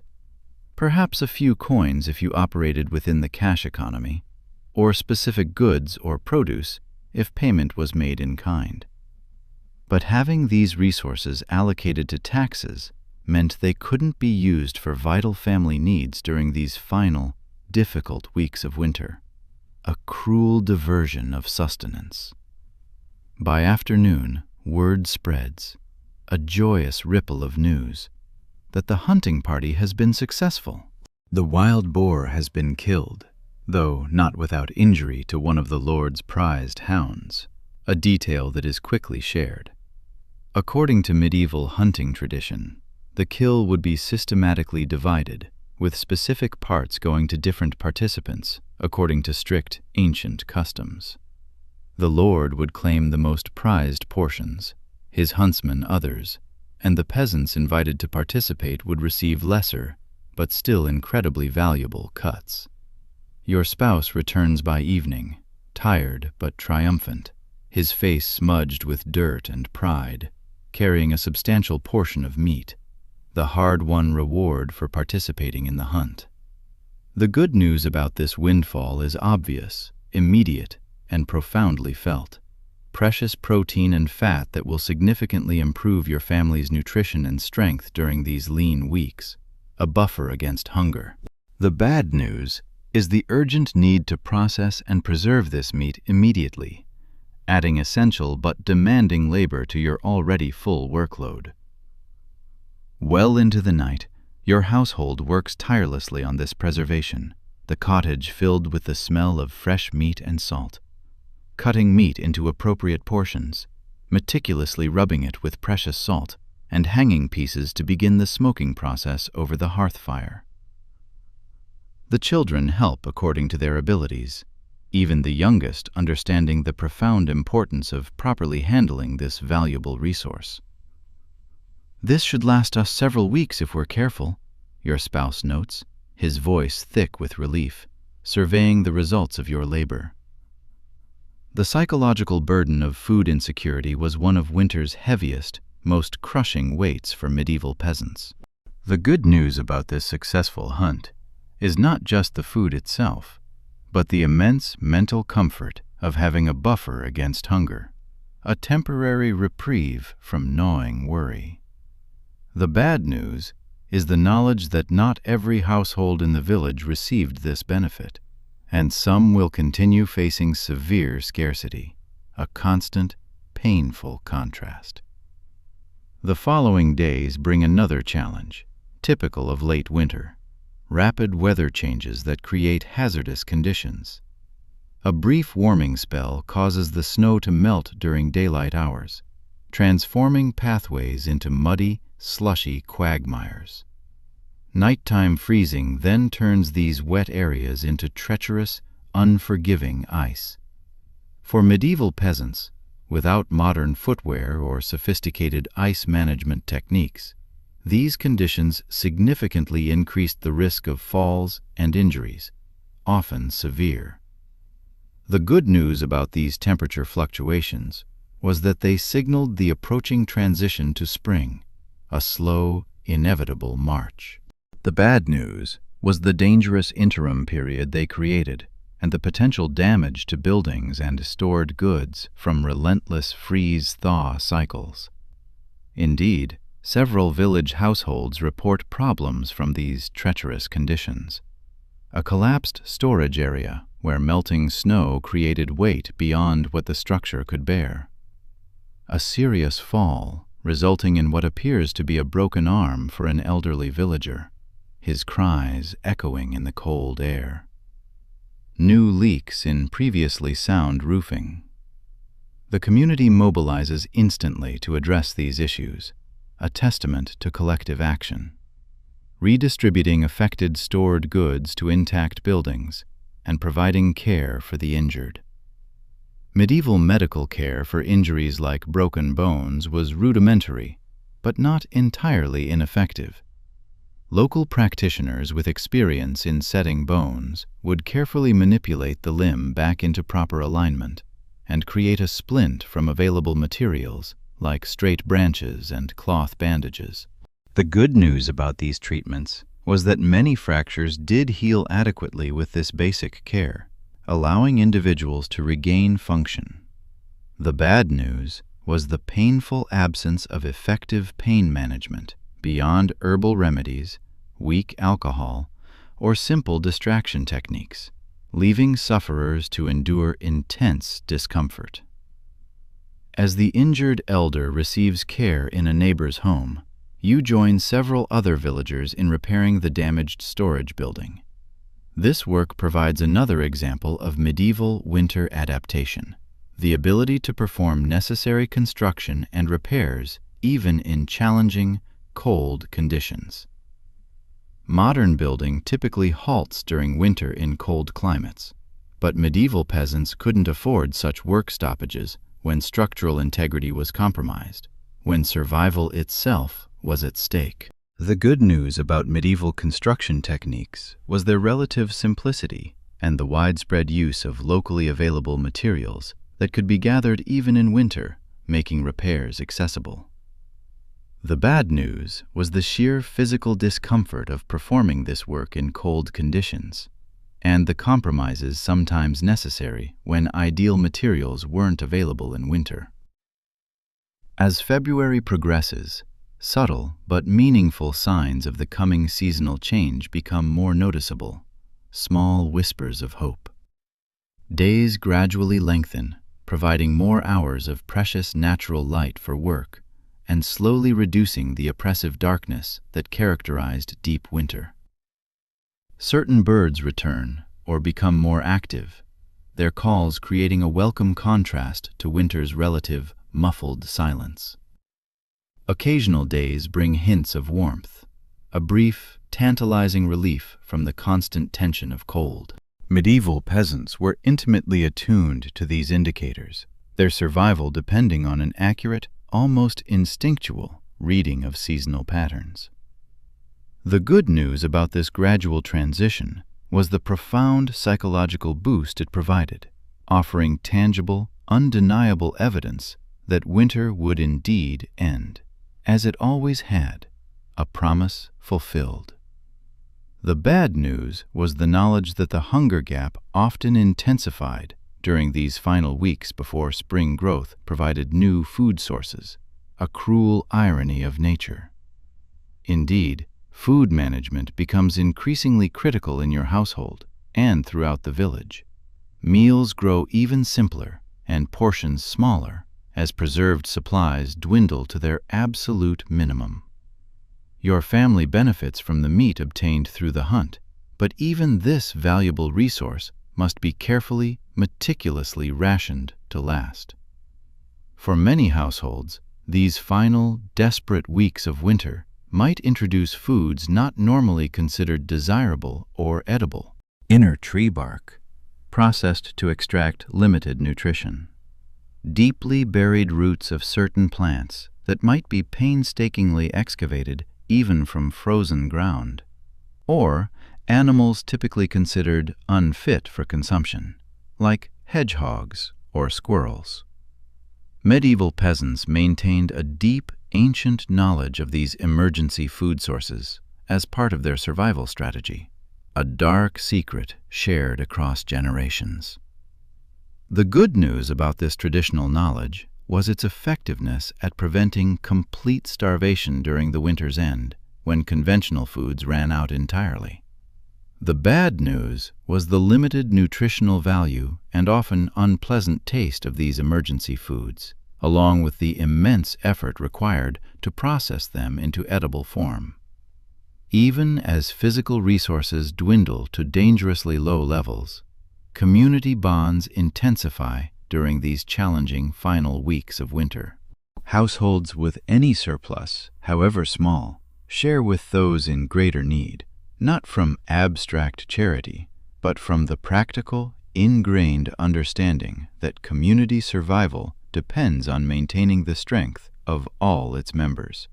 Today's giver might, without warning, be tomorrow's recipient, a reality well understood in the precarious, delicate balance of medieval life.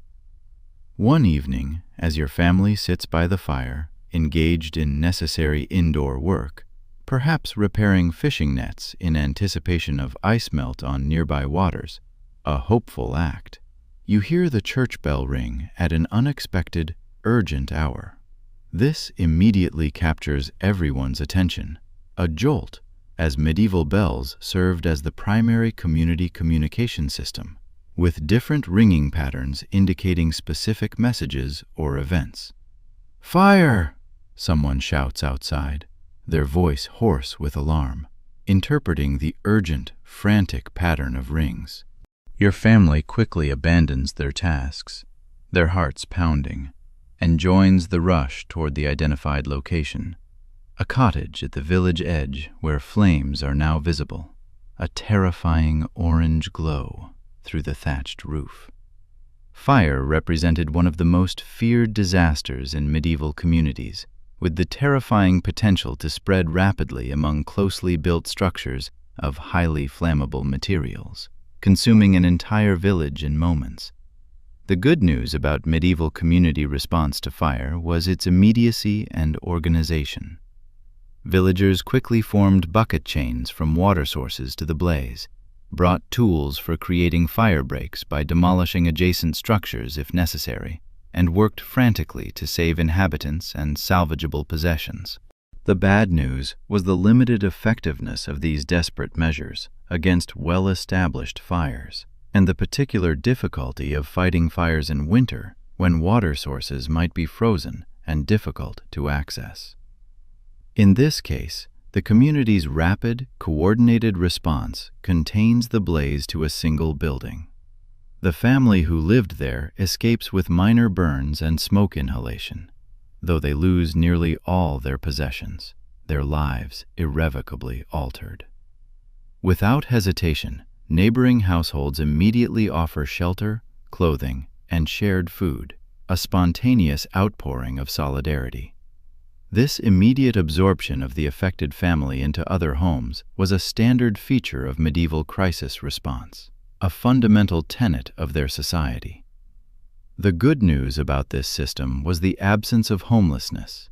Even after disasters, community members simply made room for those affected, however crowded this might make their own living situations. The bad news was the increased strain on already limited resources, and the chilling knowledge that multiple such incidents could, without warning, overwhelm even the most generous community support network. As February gives way to early March, your daily routines increasingly incorporate preparation for spring activities. Seeds saved from previous harvests are meticulously checked for viability and counted to ensure sufficient quantities for planned planting. Tools needed for fieldwork are given final repairs and sharpening, their metal edges glinting in the faint light. Discussions about crop rotation and field allocation become more frequent among village members, as medieval agriculture operated on a carefully planned communal system in many regions. The good news about this anticipatory work was the sense of purpose and forward momentum it created during winter's final, difficult weeks, a powerful psychological shift. The bad news was the underlying anxiety about whether winter stores would indeed last until these preparations could bear fruit, and whether spring weather would arrive in time to prevent a true subsistence crisis. One morning, your oldest child makes an exciting discovery during a trip to collect water. The first snowdrops, delicate and white, pushing through the frozen ground in a sheltered area near the village spring. These early flowering plants were more than just a pleasant sight to medieval eyes. They represented the tangible, undeniable beginning of winter's end and nature's miraculous renewal. Their appearance was often celebrated and pointed out to the entire community as a shared sign of hope. The good news about these early spring indicators was the genuine relief they brought to winter-weary villagers, a lifting of the spirit. The bad news was the still significant gap between first flowers and actual food production, a period that would require continued careful management of dwindling resources. As your family gathers that evening, perhaps sharing a simple, thin meal of porridge with the smallest remaining portion of preserved meat, the conversation centers on plans and possibilities. Despite the ongoing hardship, there's a palpable shift in mood, a lightness entering the air, as winter's psychological weight begins to lift, however subtly. Medieval peasants developed remarkable resilience through these annual cycles of scarcity and abundance, hardship and relief. The good news about this seasonal pattern was the deep appreciation it fostered for spring's gifts after winter's deprivation, a profound gratitude. The bad news was the physical toll taken by months of cold, limited nutrition, and heavy labor, effects that accumulated over years of peasant life and contributed to the relatively short life expectancy of medieval populations. As you bank the fire for the night and your family settles for sleep, the wind outside carries a slightly different quality than the harsh winter gusts of previous months. Perhaps there's a subtle hint of change, a whisper of the transformation that will soon sweep across the landscape, bringing greening fields, returning birds, flowing waters, and renewed possibility. Winter in your medieval world is not yet over. There will still be cold days, potential storms, and the continuing challenge of stretching limited supplies. But its deepest grip has begun to loosen, and the proven, ancient cycle of seasons promises relief. Your family has survived another winter through knowledge, preparation, community support, and resilience, qualities that define the medieval peasant experience through its hardships and fleeting moments of unexpected beauty. The final weeks of winter bring both the greatest challenges and the first true, undeniable signs of relief for your medieval household. March has arrived, and with it comes the most critical transition of the year, the delicate, perilous balance between depleted winter stores and the first tentative growth of spring. Historians would later call this period the Hunger Gap, and for medieval peasants, it was often the most dangerous, most desperate time of the annual cycle. You wake before dawn, as always, but the darkness feels different now, less oppressive. There's a subtle shift in the air, a barely perceptible change in the quality of light that seeps through the cracks in your cottage walls. The birdsong outside has grown more varied and insistent, a chorus of returning species joining the few hardy ones that remain through winter. These small, fleeting changes would likely go unnoticed by modern people, accustomed to artificial environments and detached from natural rhythms. But for medieval peasants, whose very survival depended on reading these natural signs, they carry profound, life-altering significance. Today's first task is a hopeful one, checking the earliest growing spots for any edible spring plants. Certain south-facing sheltered areas, protected from the harshest winds, warm more quickly than the surrounding landscape, sometimes producing the first edible greens weeks before the general countryside awakens. Your older child, solemn and observant, accompanies you on this expedition, both of you carrying small, well-worn knives and simple cloth bags for gathering.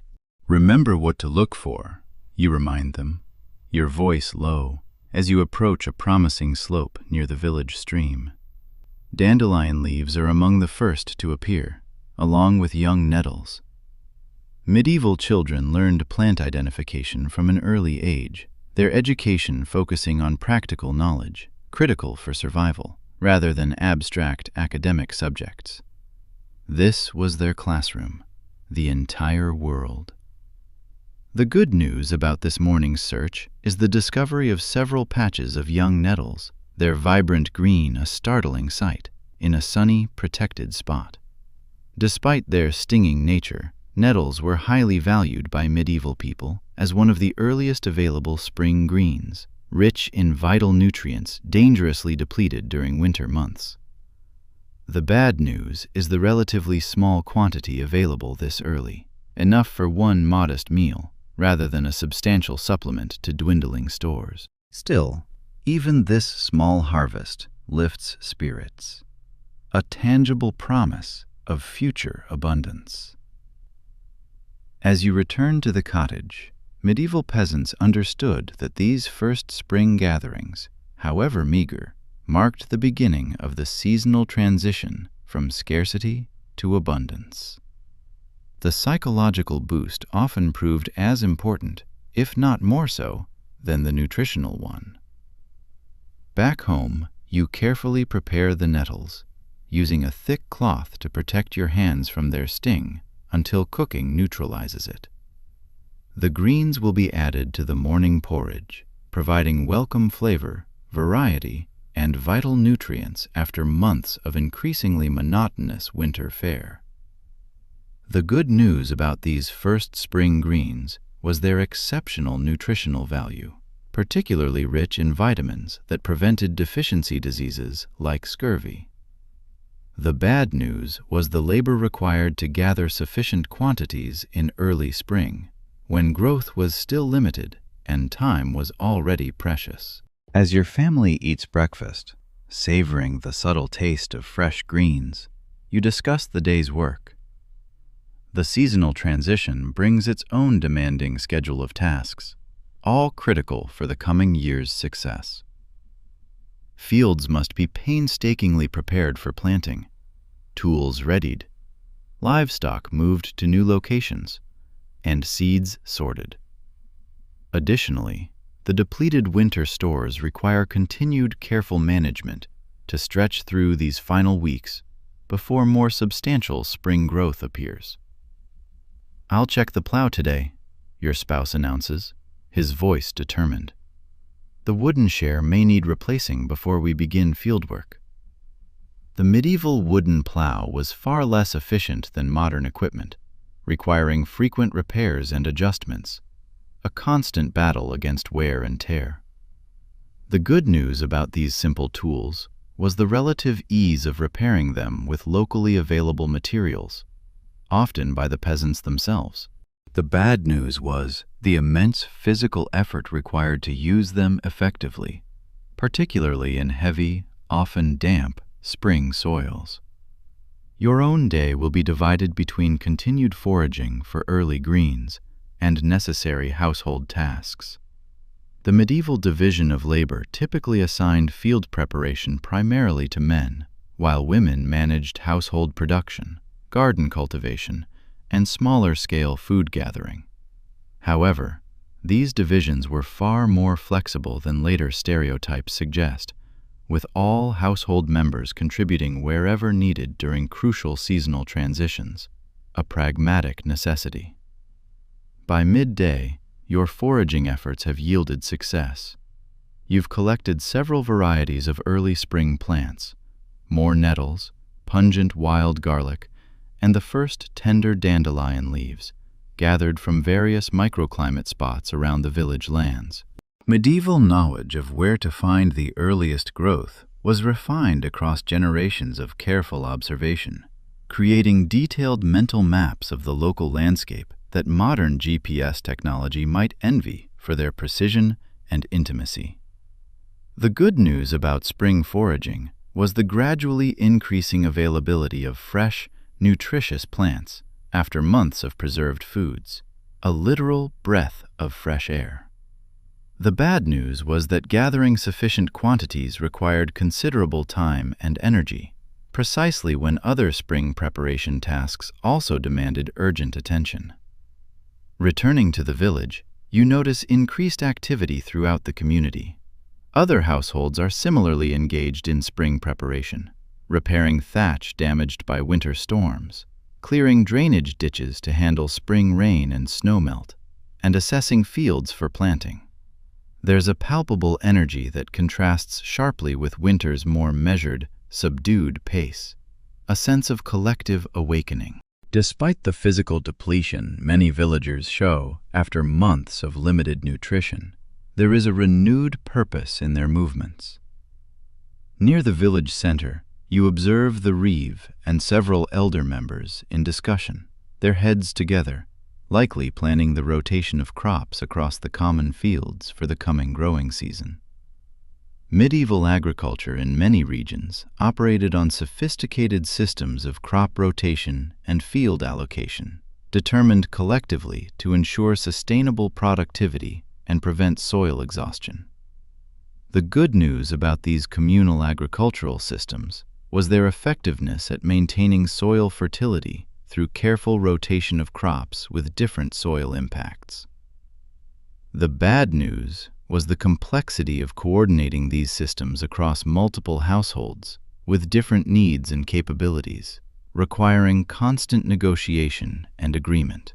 As you pass this meeting, you overhear mention of the upcoming Lady Day, March 25th, coinciding with the Feast of the Annunciation in the church calendar.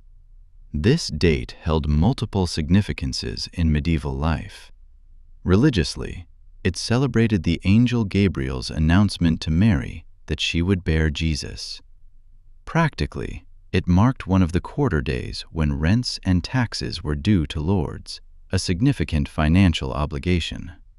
Agriculturally, it traditionally signaled the beginning of the planting season in many regions, a green light for labor. The good news about these quarter days was their predictability, allowing households to plan financially throughout the year, however difficult. The bad news was the particular challenge of meeting obligations at Lady Day, which came at the very end of winter, when resources were most depleted and new income was scarce. The Lord expects full payment despite the harsh winter, someone comments, their voice tinged with resignation rather than surprise. Medieval peasants understood the inflexibility of these obligations, which remained due regardless of individual household circumstances or seasonal hardships, a harsh, unyielding reality. Back at your cottage, you find your spouse and children engaged in tool preparation. Wooden handles for hoes and rakes are being smoothed of splinters, metal parts cleaned of rust, and sharpened where needed. Even the youngest child participates, according to their ability, perhaps helping to sort different types of seeds or carrying smaller tools between workers, their small contributions essential. The good news about this family-based production system was its effectiveness at teaching necessary skills from the earliest ages, ensuring the transmission of vital knowledge. The bad news was the economic necessity of child labor, which left little opportunity for education beyond practical, survival-oriented knowledge. The afternoon brings another critical spring transition task, assessing and preparing any livestock that survived the winter.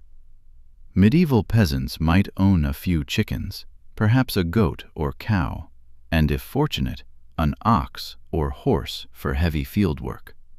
After months of reduced fodder and confined conditions, these animals required careful attention before returning to more active work or breeding cycles. Their health was directly tied to the family's future. The good news about livestock care in early spring was the gradually increasing availability of natural grazing as plants began growing again, reducing the dire need for stored fodder. The bad news was the weakened condition of many animals after winter, making them vulnerable to disease and less productive during the crucial early growing season. As daylight begins to fade, noticeably later now than during deep winter, your household gathers for the evening meal. Tonight's food represents the classic late winter/early spring pattern. A thin porridge of remaining stored grain, barely enough, enhanced with the day's foraged greens, and perhaps the smallest portion of preserved meat or fat, carefully saved for these difficult final weeks. The good news about such meals was the increasing variety provided by early spring plants, a welcome sensory change. The bad news was the continued caloric deficit that left many peasants physically depleted, just when spring labor demanded peak energy and strength. After eating, the family settles by the fire, but the evening activities differ from midwinter patterns. Instead of the storytelling and small handcrafts that occupied the long, dark evenings of January and February, tonight's focus is on producing items required for the imminent planting season. Sewing seed bags from scrap cloth, fashioning simple tools for creating planting rows, or repairing baskets for transporting seeds to the fields. Remember last spring when heavy rains delayed planting by nearly 2 weeks? Your spouse reflects, his brow furrowed with memory. We must be ready to begin immediately when conditions allow. This acute awareness of weather vulnerability shaped medieval agricultural practice profoundly. The good news about traditional farming knowledge was its accumulation of strategies for working around adverse conditions, developed across centuries of observation and experience. The bad news was the continued vulnerability to weather patterns that could still defeat even the most careful planning, rendering all efforts futile. As the family works, a quiet hum filling the cottage, conversation turns to signs observed throughout the day that help predict the coming season's characteristics. Bird behavior, cloud patterns, the timing of certain plants' emergence. Medieval weather forecasting relied entirely on such natural indicators, refined through generations of observation and record-keeping, primarily oral rather than written. The good news about this traditional knowledge was its surprising accuracy within local regions, where indicators had been calibrated across centuries. The bad news was its limitation when facing unprecedented weather patterns or rapid, unforeseen changes. The hawthorn is budding early this year, someone notes, a hopeful observation. That suggests a mild spring ahead.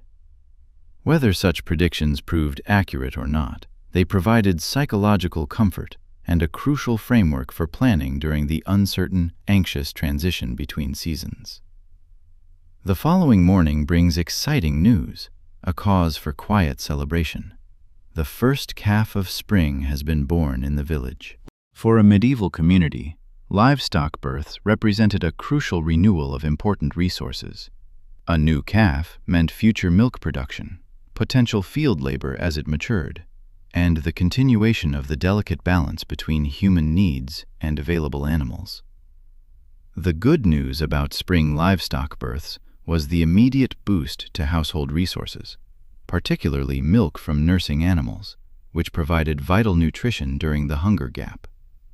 The bad news was the additional, meticulous care required for newborn animals at an already labor-intensive time.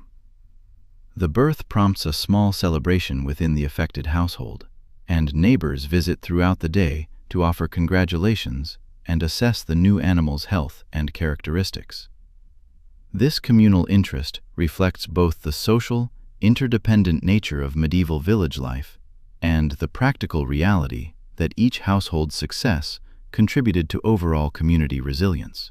While visiting, you learn that preparations have begun for the coming Easter celebration, less than a month away in most years.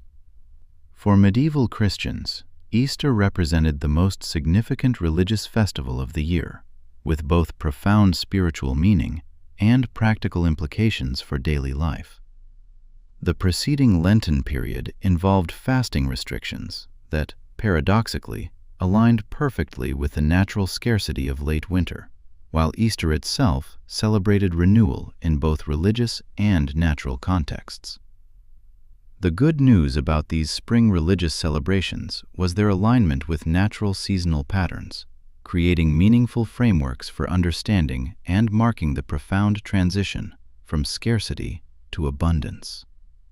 The bad news was the additional obligations they imposed, including church attendance, special contributions, and expected participation in communal activities during a physically demanding period.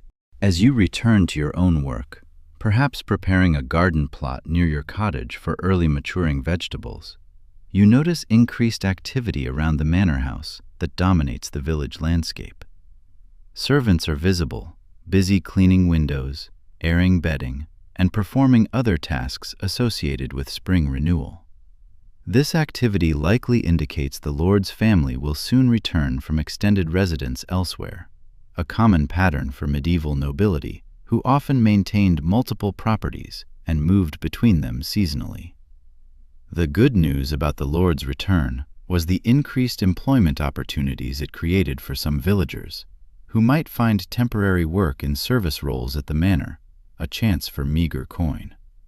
The bad news was the intensified oversight of peasant obligations and more frequent demands for labor service that typically accompanied the Lord's presence, adding to the villagers' burden. Indeed, by afternoon, a messenger from the manor arrives in the village with instructions for required labor services in the coming week.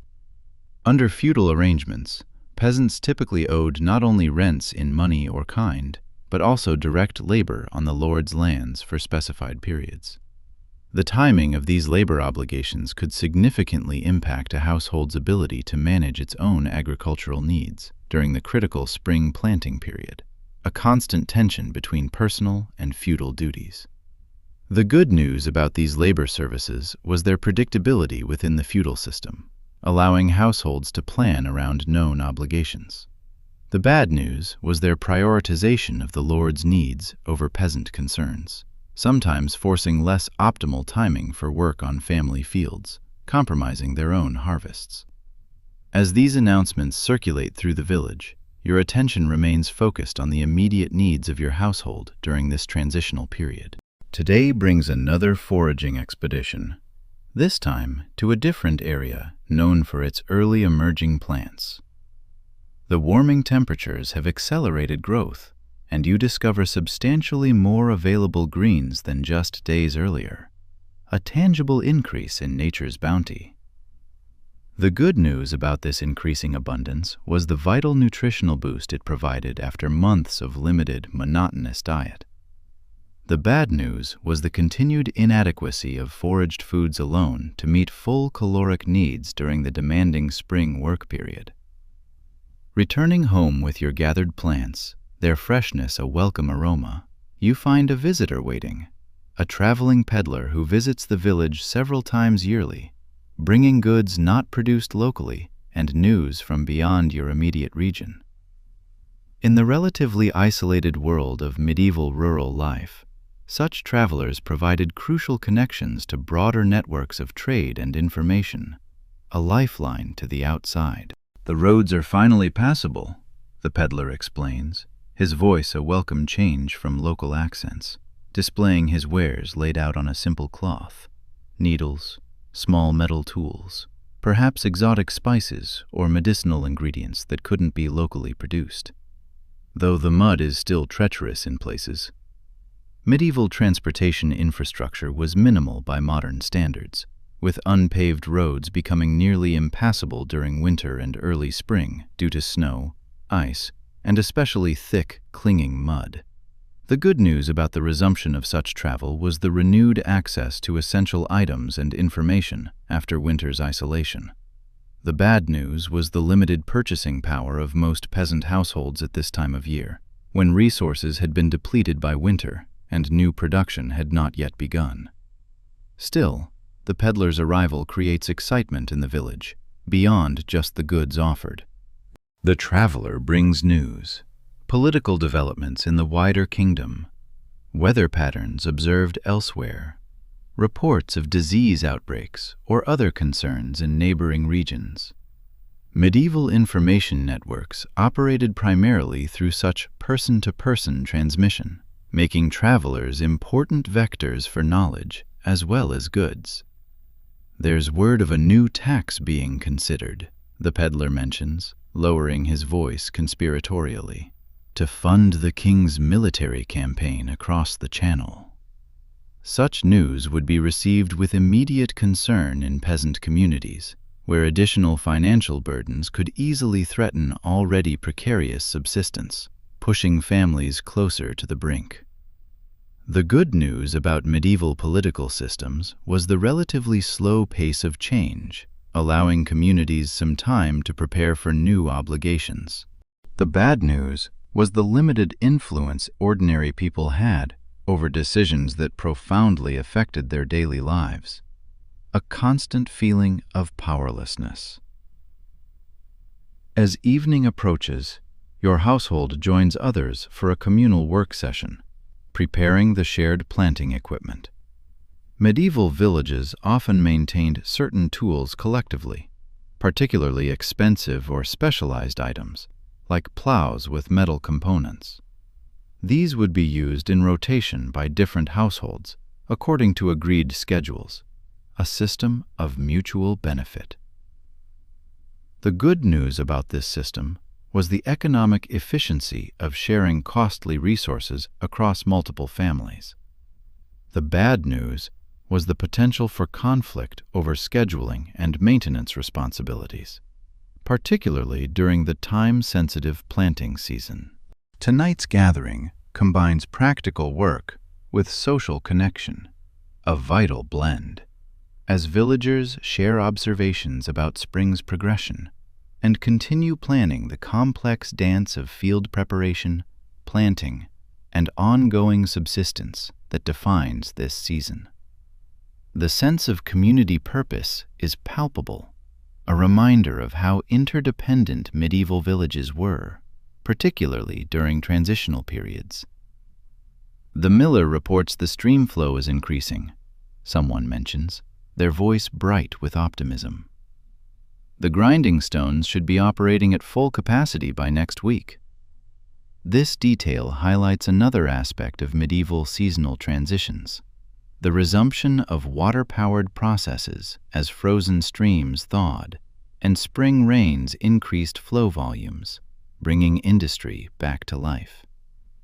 The good news about these natural power sources was their renewable nature and zero cost beyond infrastructure maintenance.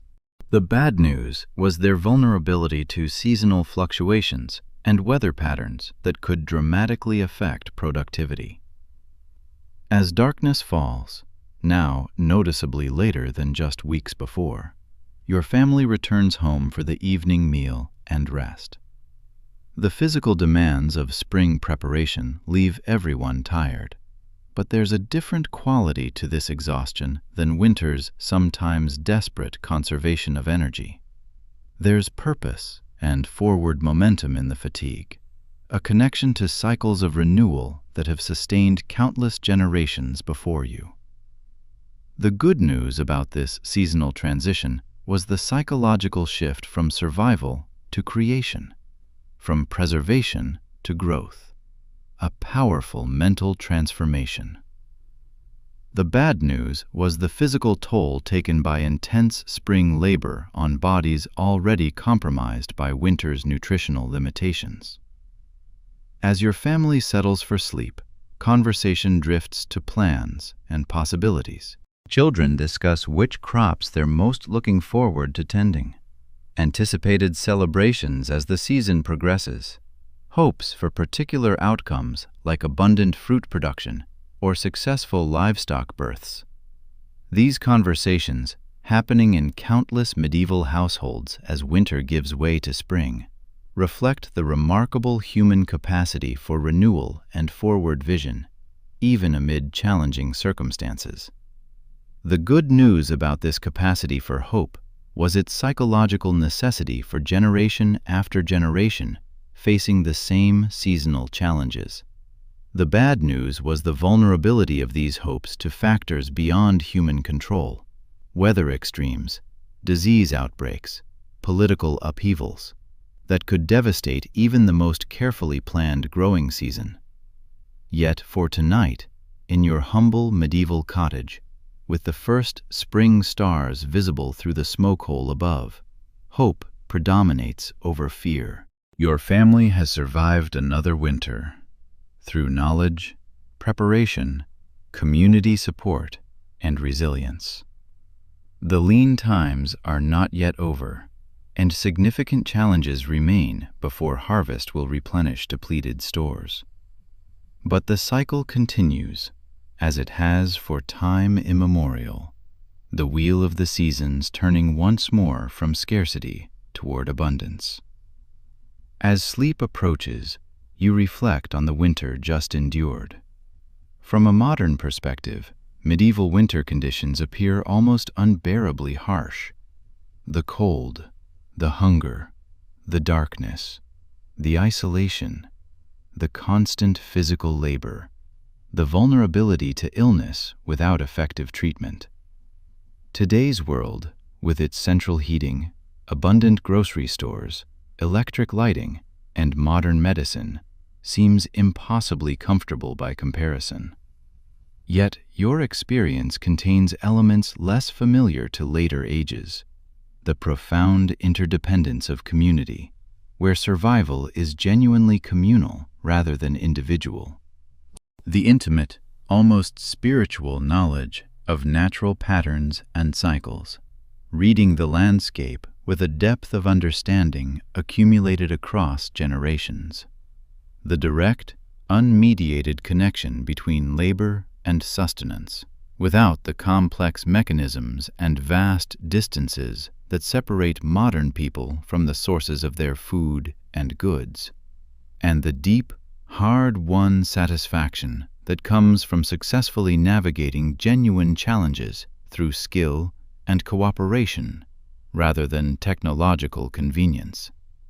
The good news about your medieval winter experience is this sense of direct engagement with the fundamental realities of human existence: the seasons, the land, the community, the skills needed to transform raw nature into sustenance and shelter. The bad news is the physical hardship, constant uncertainty, and narrow margin between survival and disaster that accompanies these less tangible but profoundly enriching benefits.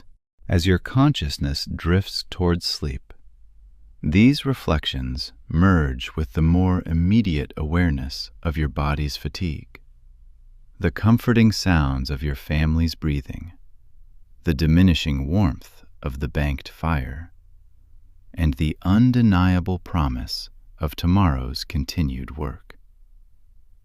The medieval world you inhabit knows nothing of the future technologies and comforts that will transform human existence in centuries to come. Yet, in your relationship to the seasons, the land, and the community that surrounds you, there is a wisdom modern people sometimes struggle to recapture. Winter has not yet fully released its grip. The hunger gap continues. Resources remain precarious, and uncertain weather could still bring setbacks. But spring advances inevitably, day by lengthening day.